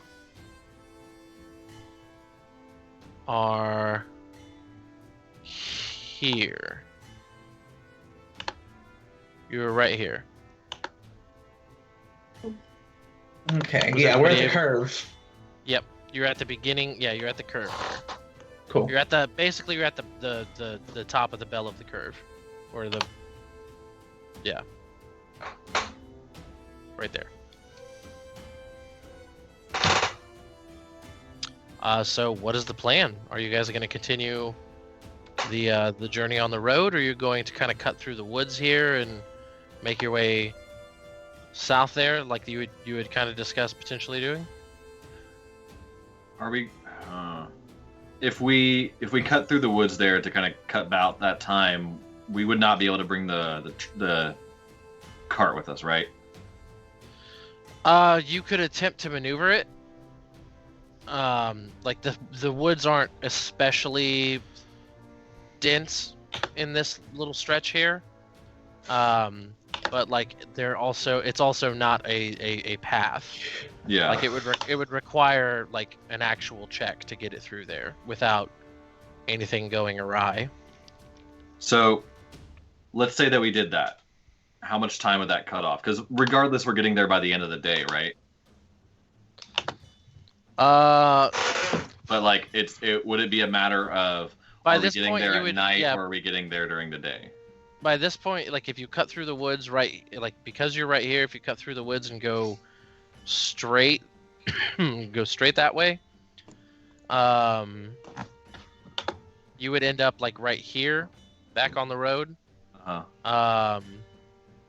That would save you roughly like 4-ish hours of travel. Okay. Provided everything goes smoothly.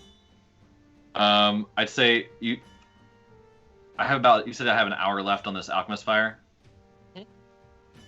Mm-hmm. So got a few options here. We can either cut through the forest right here and save us some time, potentially getting us the cart stuck. However, I do think that it will save us about half a day's of travel if we do make our way through there. Or we can take a long route by the path more traveled and go loop around, head on back. Regardless, how do y'all think about just letting me finish this for the next hour, give y'all a little bit extra rest, recuperation time? I'm not sure if you guys have anything you would like to do outside of the trip. It's up I to could y'all. start clearing a path through the woods. I could burn some things and move some things.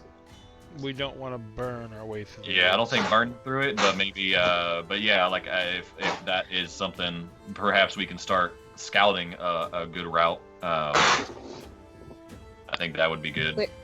Clearing out some underbrush and stuff. Yeah, scouting ahead, seeing the best route, and clearing out. Yes, exactly, clearing out the extra brush. What do y'all think? I can do this on the road, I'm but okay with I'm not comfortable doing this on the road while going through the forest. Let you finish that up, and maybe Lorelai and I can take a look. How about you, Lorelai, and one other do that? It's if we're going to split the party, might as well do it in threes. Well, there's only 5 of us. Well, there's that'd leave. There's Oh, Podrick. Always forget about Podrick. God damn it. Perfect. Damn yeah, it, so Podrick. Podrick train. Podrick, What you. did I do? Just kidding. Just speak up every once in a while. I forget you're here. I'm just supposed to stay out of the way of things. True. Well, make sure everyone stays safe, Podrick. You're right. We haven't really gotten to know each other very well. Oh God. No. I could make us all a bit of breakfast. That would be lovely, Patrick. That would be perfect. I suppose I can go with Lorelai and kill him. Yes, I like that. Let's go. I better take the noisemaker off. And I So wait, deactivate my who's armor. staying back with me? I better put mine on, and I cast Mage Armor because I've forgotten to do that 2 days in a row. Podrick and Trey are staying back with you. Okay. All right. All right. So I think that while I'm doing this, I look over at Podrick and said, "I overheard that you're good at math. Maybe you can help me out with some stuff.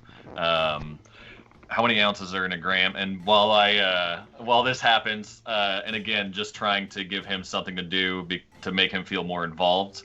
But Johnny absolutely does not need the help. So he like looks at you funny and he says, he says, grams go into ounces. That's a good one. You know what? That was smart. I was testing you. It's not the other way around. I'm glad that He actually looks down at like the concoction that you're making, and he looks a little nervous that now that you've said that, he takes like a step backwards. He's like, I was just testing you. All right, do me a favor, hold this right here, and don't fucking move. And whatever you do, do not drop it. And I've already handed it to him. He goes, oh, And that cork that's on top, don't open it. If that is exposed to air as it stands right now, it will explode. I look over at Johnny and Podrick and goes like, "Don't kill my squire." Oh no, I would never dream of doing something like that. However, if he drops that or opens that up, that there might be some damage, permanent. But as long as he listens to me, everything will be fine. He just kind of like looks back to you and he just goes, says, I'll be fine, cousin. And so yeah, like really, I'm kind of fucking with him, but I'm also just trying to get him to be more involved. Trying to make him feel like he is useful, I guess. He is so useful. Exactly, yeah. So As he's doing that, I'm just trying to I'm just finished wrapping everything up, cleaning up, and then I do the last bit of what I need to do to in order to finish off this vial of alchemist fire, and I will wrap everything up and retrieve it from him while Trey is doing whatever Trey is doing. Got it. So the three of you who are going through the forest, I'm gonna need a survival check. So exactly, really quick, just that way I know exactly what we're rolling. We're doing a survival check for trying to forge a path, and then you're trying to clear the path. You're scouting the path while forging it, right? Yeah, clearing room for the cart. Any underbrush we see, things that the cart would trip over, either removing them or when I said burn things, I meant maybe I could burn out a root that's stuck. I don't mean setting the forest on fire. Burn It's it still down. gonna end up the same thing. Burn it all. Burn to the ground. Burn it all down to the ground. I have something subconsciously telling me to burn this place down, so I'm just trying to roleplay here. I was gonna say so- we're basically looking for a clear path through the trees, Yeah. the least resistance for the cart, the least amount of narrow turns, stuff like that. Yeah. Trying to keep a straight line as possible, and then if there's any major Clear it out underbrush that we have to anything we clear need to out, clear. we do that. Quick question: what color is Kilrim's fur? My fur is red. It's very red. My regular fur is I'm a deep blue, but my hair is red. Sorry. So you have no Okay. soul. That makes it yes. That makes this easy. Carry on. So, Oh, no. I'm gonna need a survival check to find the quickest way, or find a way, not necessarily that's quickest, but that is I could do that. that's palatable for the Are we card. all making the survival check? Or just one of us. No, one. So I'll need one who's blazing the trail, and then I need one from the other two that will be an athletics check to clear everything. So let me Okay. clarify. I'm here to lift heavy things. Right. No thinking. So if I have to make any check, it's bad. I mean, I can technically do either of those. I would be better at the athletics. I could do What was the athletics? either. check? I could do the survival. I've got a +2. Are I we doing plus 3 to survival survival. and We Athletic. need one survival and one athletics. oh, I so can do we the could athletics too. Yeah, So I we could have have Kessie +7 do to the athletics. survival. Kessie could do the survival and you could do the athletics, or Kessie could do the athletics, I could do the survival. Whose survival is higher? Mine's I 2, have Kessie's is a 3.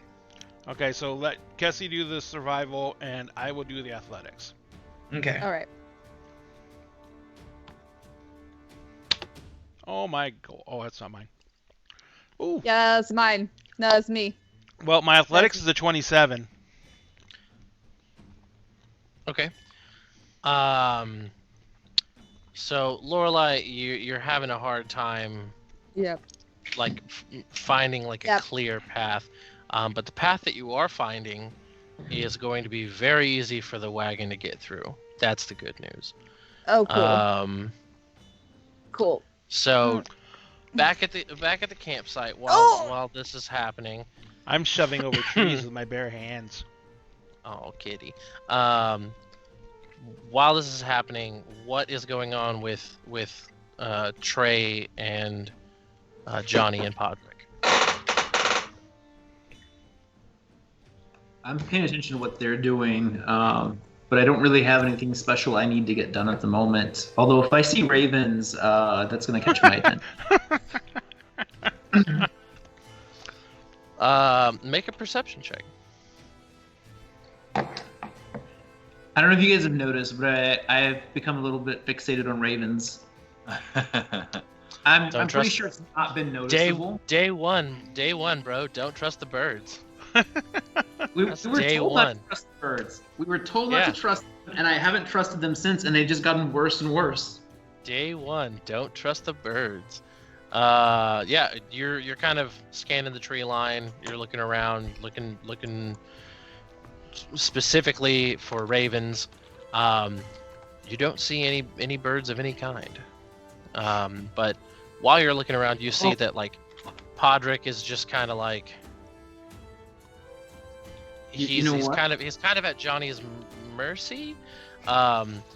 But he eventually is kind of like he's once the jug or not jug, but the pot is I taken will from take his a hand. jug of alchemist fire, please. No.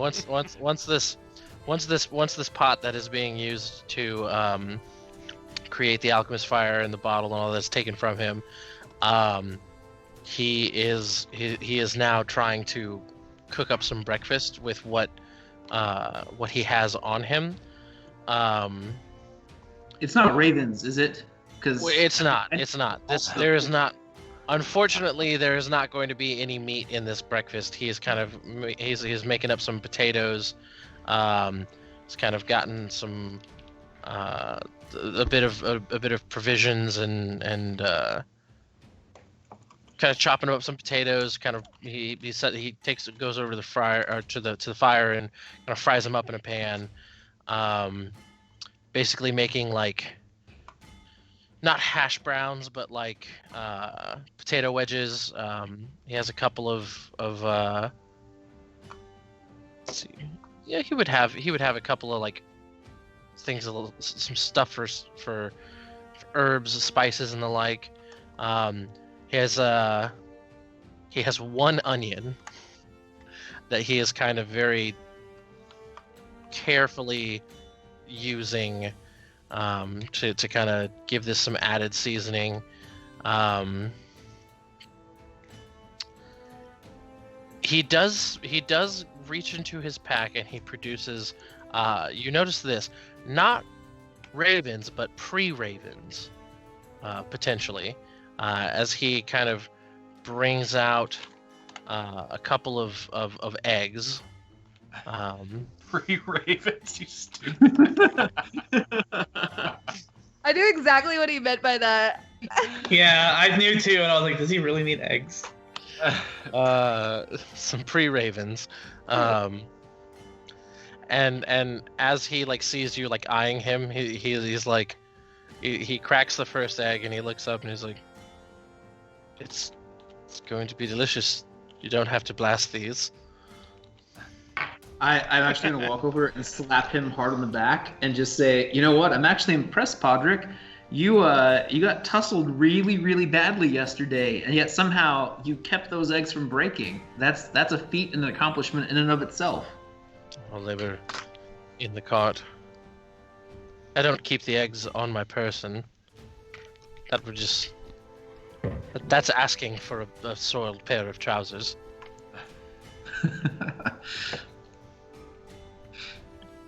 But he begins to kind of make breakfast for the group.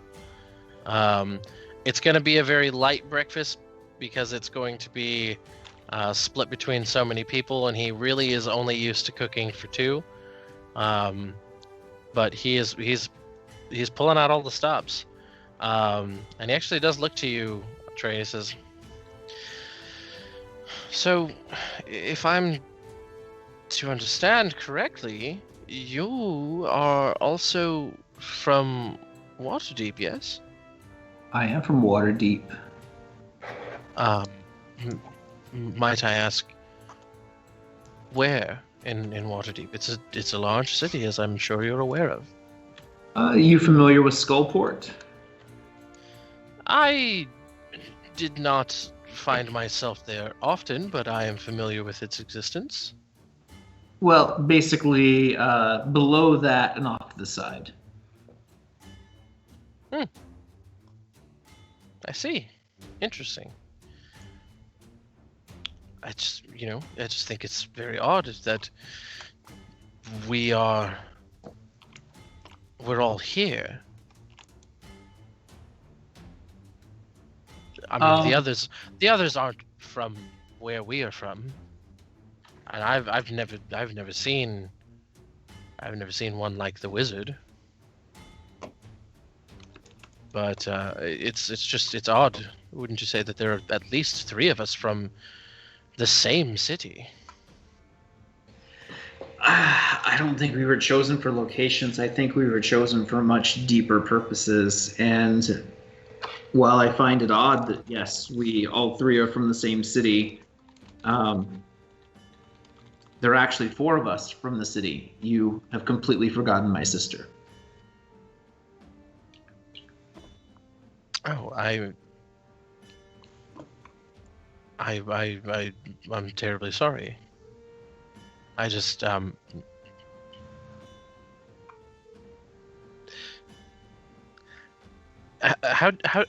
do you like your eggs?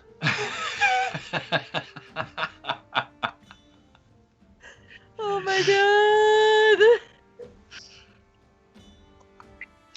So you all back in the forest. It's taken you some time, and it's not a great path. But you're on a timetable here, and at this point to kind of restart would just be a waste of the last like hour of your time. It only takes it would only maybe take you a slight bit of effort to get through the path that you've created. Someone's still gonna have to make some maneuvers with the cart, but you get out to the other side, and as you kind of clear that tree line, Lorelei, you look back, and like the path that has been cleared is very clear, but it is not a straight line. You're muted. I know. As soon as I said something, I was like, "Oh fuck." Yeah, this will work. This will totally work. It looks great. Good job, Lorelei. Yeah. Thanks. It comes like it's crooked. That's the kind of support that we all want from our friends. Right? Killer goes on a scouting mission.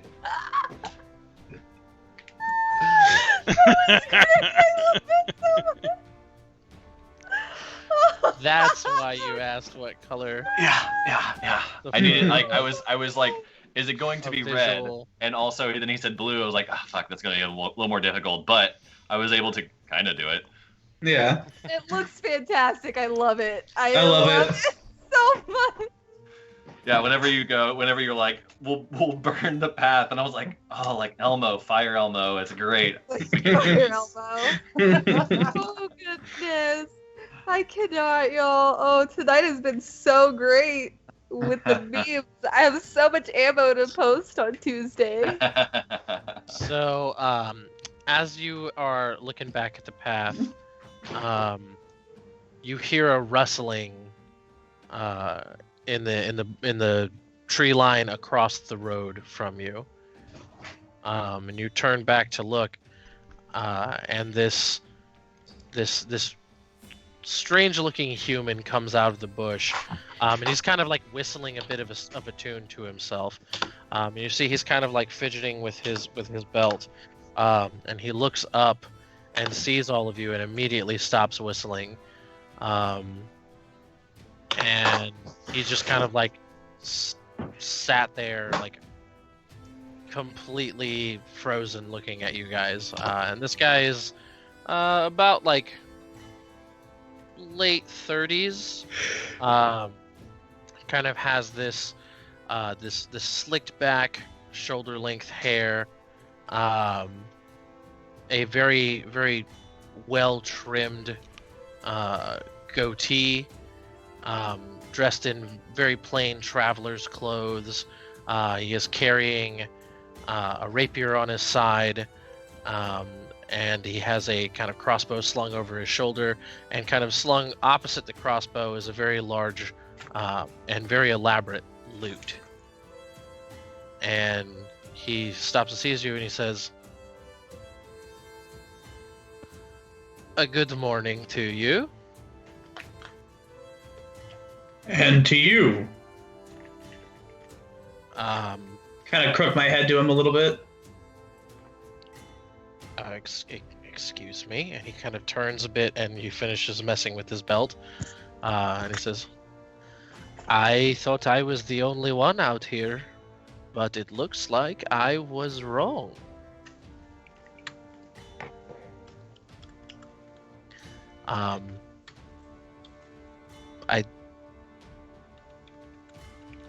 I don't have any money on me, if that's something that you're looking for.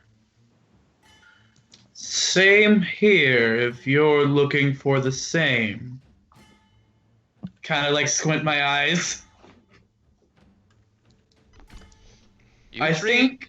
You three aren't bandits, are you? No. Definitely not. I say, are you? And I tap my plate on my chest, and my armor comes out. As your armor just kind of like all over you, he goes, wow. Now that is very something special right there. No, not a bandit, no. Alone in the woods. More than likely, you're with a group. Where are your friends? Well, you would think that I would be with a group, but unfortunately, a lot of people kind of steer clear of the place that I am heading to. Where would that be? I am going just up the road to the. There's a place up there that is called Argensholt, if I am correct. And I've been told that it is a very significant place, and that it is well, they say that it is haunted, but Haunted. it is definitely a place where you can get a lot of inspiration for someone of my trade. What's your trade? Well, I am a historian and a singer and a songwriter, and dabble a bit in acting. I also do just a little bit of painting. I've been known to sketch a few things as well. So you're a bard. The long and short of it, yes. He's a liberal arts major. Kill him. He's a drain in our economy. I also sell a little bit of weed on the side. He is a liberal arts major. Roll initiative. Eric, can you look that way for a minute? Eric, what's that over there? Kilram's gained some age, How and now much for he's a silver bag? super hates. Oh shit! Killam's wearing Birkenstocks now. Oh no! He's got a fanny pack. I also make a mean cup of coffee. And he's a barista too. I can make a leaf in the latte. You- Anyone like some avocado toast? Can you make a kitty in mine? he says, but of course, where are my manners? My name is Brynjar, and it is an absolute pleasure to meet somebody that does not want to kill me. Well, that's still an option. This is a joke, yes? I kind of look around. I was like, well, circumstances currently, yes. He would if he needed to, I think. But only if he needed to. This is a very strange way to meet a new person. These Typically, lands are very strange. This is a Where very I am- strange land. where I am from, you make with pleasantries before you start threatening to kill someone. I haven't threatened to kill anyone. I just said it's still a possibility. That's all right. Well, if we're going to talk semantics. So, But aside from killing each other, you're here to go to Arkansvold in order to Yes. research its history, Yes, I'm. not to attempt to loot the place if you can. I am new to these lands. Um, Where from? so I am actually from a place that is called Perennias. It is not like this place at all. What? You're from Perennia? I am. Where in Perennia? Well, I come originally from Seawall, but it is it's in the Empire. Are you Perennians? We are, and I point to Lorelei. Yeah. Well, this is fantastic.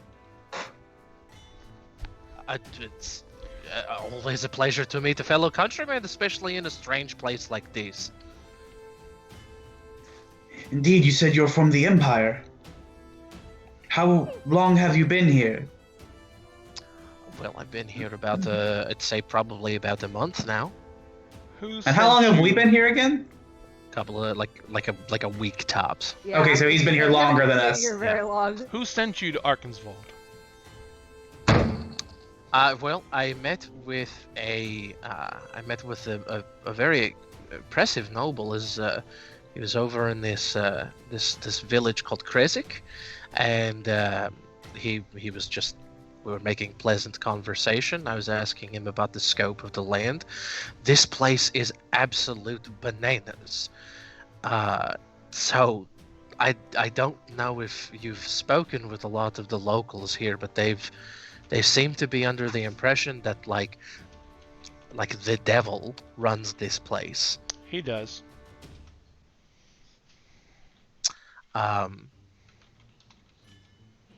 Okay. Like an actual devil. Nearest thing we can get to it. He's quite powerful. He is not a dead devil, as in he is not from the Nine Hells or wherever your devils come from in your land. So you guys have met this man. We fought in him and lost. He is quite This- devastating. Oh. I don't know where you are, Gwei, but thank you so much for this precious gift.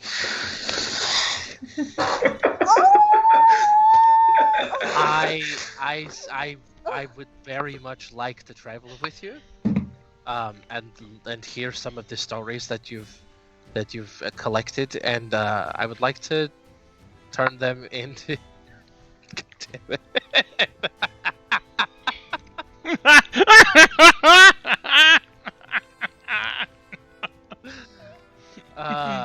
He says, I'd like to turn them into epic tales. And to answer the question that you asked a few moments ago, about the looting of the place, the only looting that I'm going to be doing, and he kind of reaches back behind him and pulls the loot off of his shoulder, is a little bit like this one, and he plays a single chord. What is it? I kind of put out my hand as like, I have seen enough of bards. That's enough. Tough crowd. Okay. I Oh, know let your the magic. man play. I know your magic comes from music. Well, wouldn't we all say that music is magical? And I say, I kind of like look at him and I said, magic is magical, and it's all dangerous. So if you have an instrument that allows you to wield magic on your person and out right now, I would appreciate it as a sign of good faith you put it away. Or I'll bring out my magic instrument and we'll see which one's faster. So you want to know what? Never mind. Actually, Your friend is very jumpy. These are dangerous lands, my friend. We've been betrayed before here by perfectly kind strangers. You know what? That's fair. being edema, I definitely understand that. It's very easy to be mistrusted. You're an edema. Yes, certified. What is this edema? Eric, edema, and I would know at least what the edema are. Yes, you would. The edema are very trusted performers where we come from.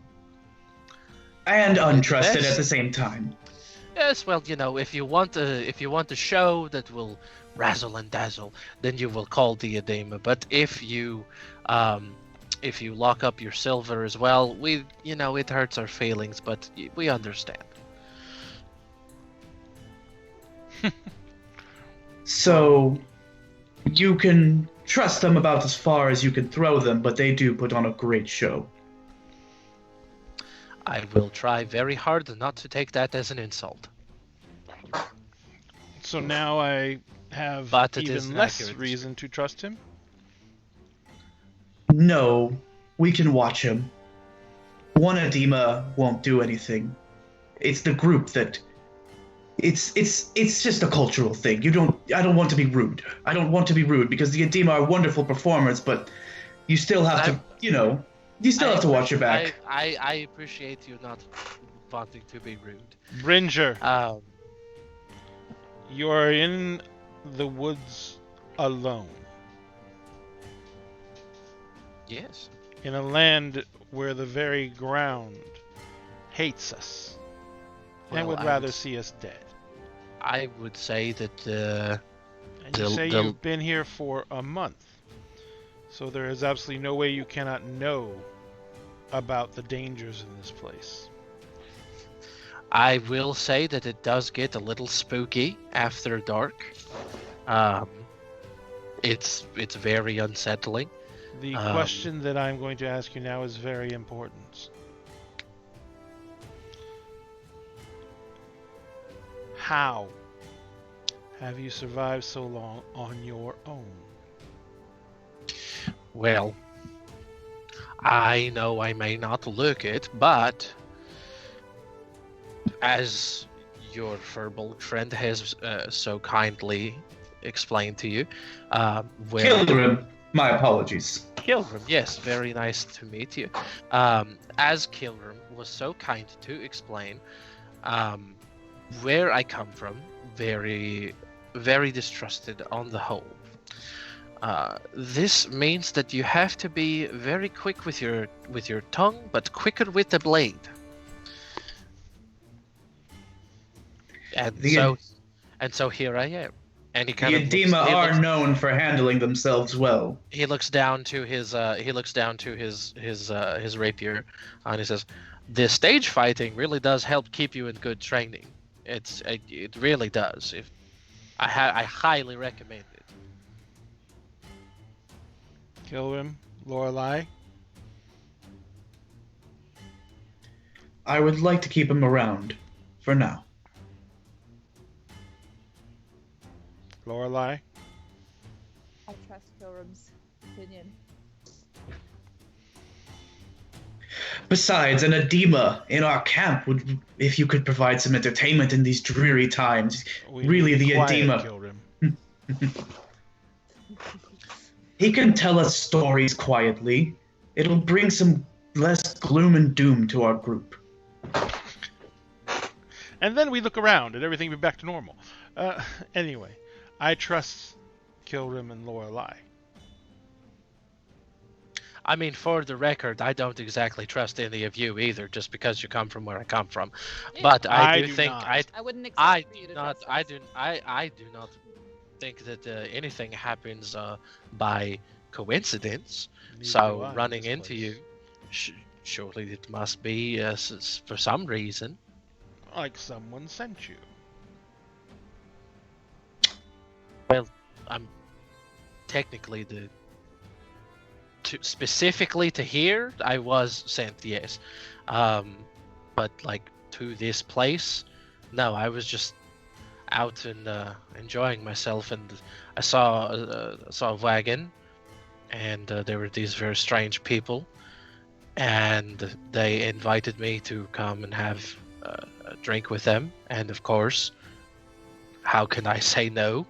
So I went to drink with them, and the next thing I know, I'm in this weird place, and they were just kind of like sorry about it, but they wouldn't. They said, now that you're here, there's nowhere else to go. So That's how you got brought to this land? A month ago. That's very different than the way we came. And I've been doing extensive studies on how people try to escape here and how they're brought here. There's some questions I'd like to ask you. oh, this is not even the weirdest place that I've been to. Where's the weirdest? One time I fell into the Feywild.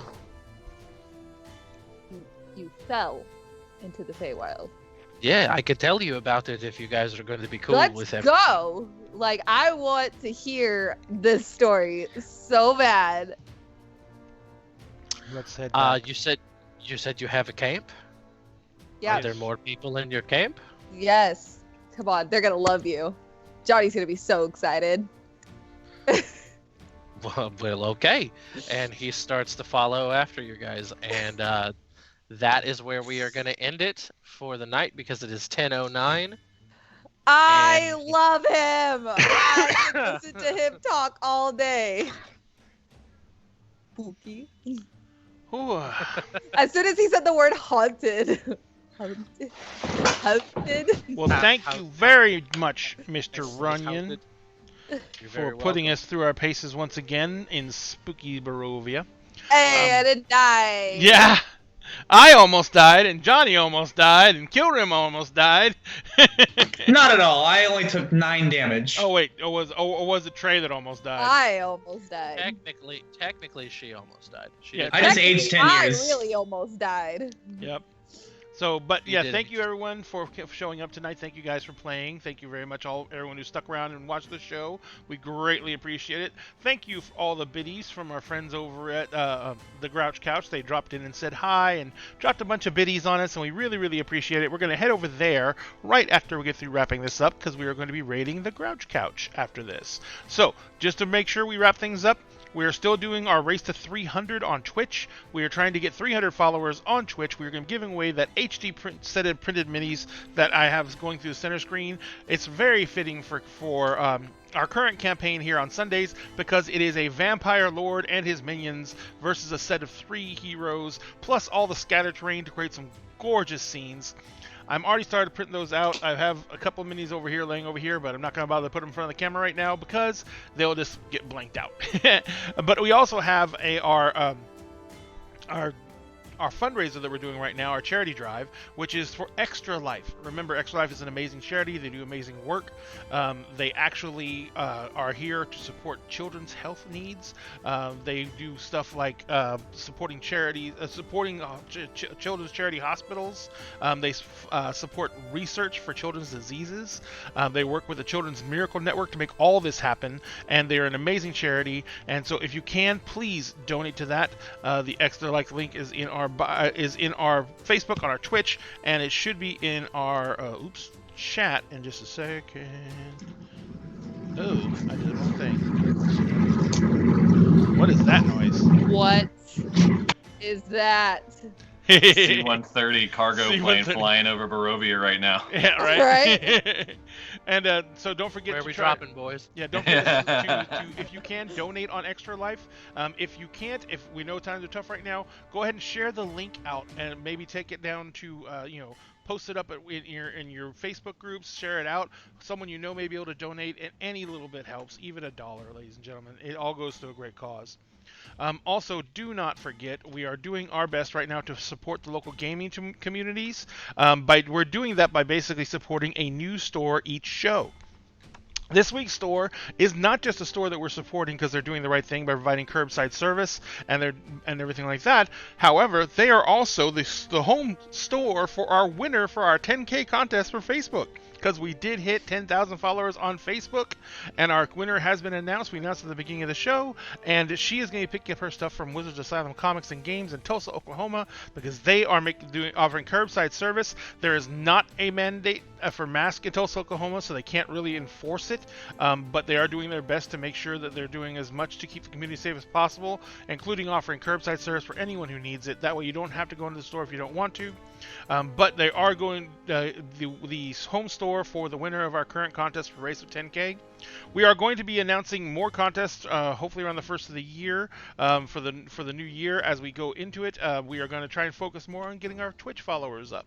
So look, if you want to make sure you're enrolled in those contests, make sure you follow us here on Twitch, because we're going to be putting more and more contests up on Twitch and trying to develop our Twitch audience. So please, ladies and gentlemen, if you can, support us in any way you can, which includes our Patreon. We have a Patreon set up now, which has rewards for all different levels, from $1 all the way up to 10 right now. Those rewards are all in a digital nature. We have special titles for all our Patreon supporters in our Discord. You get special access to Patreon-only rooms on Discord, and you get some things like some of our Patreon supporter levels get access to our Skype calls, where you can actually be in on the Skype call as we go through the game, and that actually helps us out sometimes, because Captain Caffeine is one of our Patreon supporters, and he actually told us that my mics were too low. So thank you guys for your support on that. And you can also order swag from our website, www.dinnerandagame.net. Every single item purchased from there, all the proceeds go to help support the show. We have a laundry list of things we need to get done in order to get the show up and running, and we are trying to get those done as quickly as possible. Anything you can do to help out would go a long way for us, and we really appreciate it. But if you can't, we understand too. We're doing this show because we love it, and we want you guys to be able to enjoy it. We understand that to make sure you enjoy it, we have to make sure we put out the best quality program we can, which includes making sure our equipment is all on par, at least with each other, so we can make sure that we can all put out the same quality of video, sound, and audio that we can do for right now. So, in the meantime, I thank you all for coming over. Remember, right now, COVID's still going crazy, so be careful. If you can stay home, stay home. Right now, it's the only way to be absolutely safe. And we want to make sure you're absolutely safe, because you want you to come back and enjoy further episodes of Dinner and a Game with your new family. But if you have to go out, please wear a mask. As the store in Tulsa has shown us, there are not mask mandates everywhere, but it is still the smarter and safer thing to do. It protects not only you, but everyone around you. And we all know this is going to get worse now before it gets better, because we've seen the numbers. So do what you can. Make sure you stay safe. Come back. Join us again at Dinner and a Game, because at Dinner and a Game, we will always save you a seat at the table. But for now, we're going to join someone else's table. We're going to raid the Grouch Couch. Oh, my back. Press the wrong button, but here we go. Here we go. Got that started. We are now raiding the Grouch Couch, and I am just sitting here Talking about waiting Grouch for Couch. the propagation. And here we go. Stall. What the fuck? What happened? Nothing. Oh, no, it was fine. I just saw they're all in post-apocalyptic wear right now. Yeah, they're doing a post-apocalyptic game. This is their 4-week break. We have just been raided. Yeah. Yes. Yeah, I heard it from Jessica Sting. All right. I can never hear it when we raid them because it cuts out my audio. Oh, weird. All right, I'll be right back, guys. All right.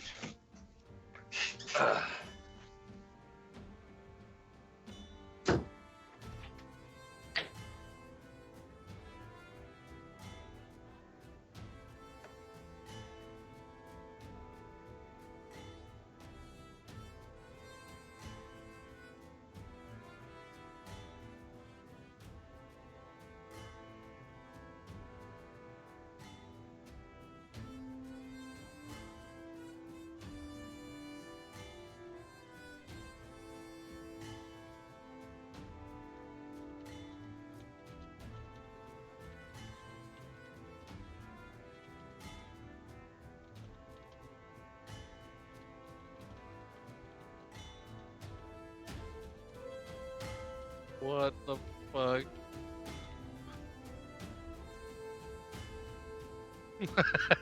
What? Oh, that's Spooky Sprinkles.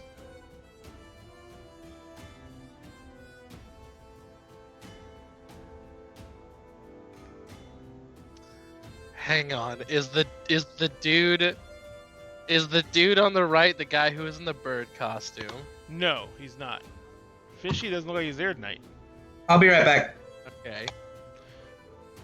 The dude on the right is just some dude that is, I don't know if he's from another show or one of the other shows or something like that, but he's shown up on some of the other things, and like their final shows and some of their, like, where they have guest people on. Mhm.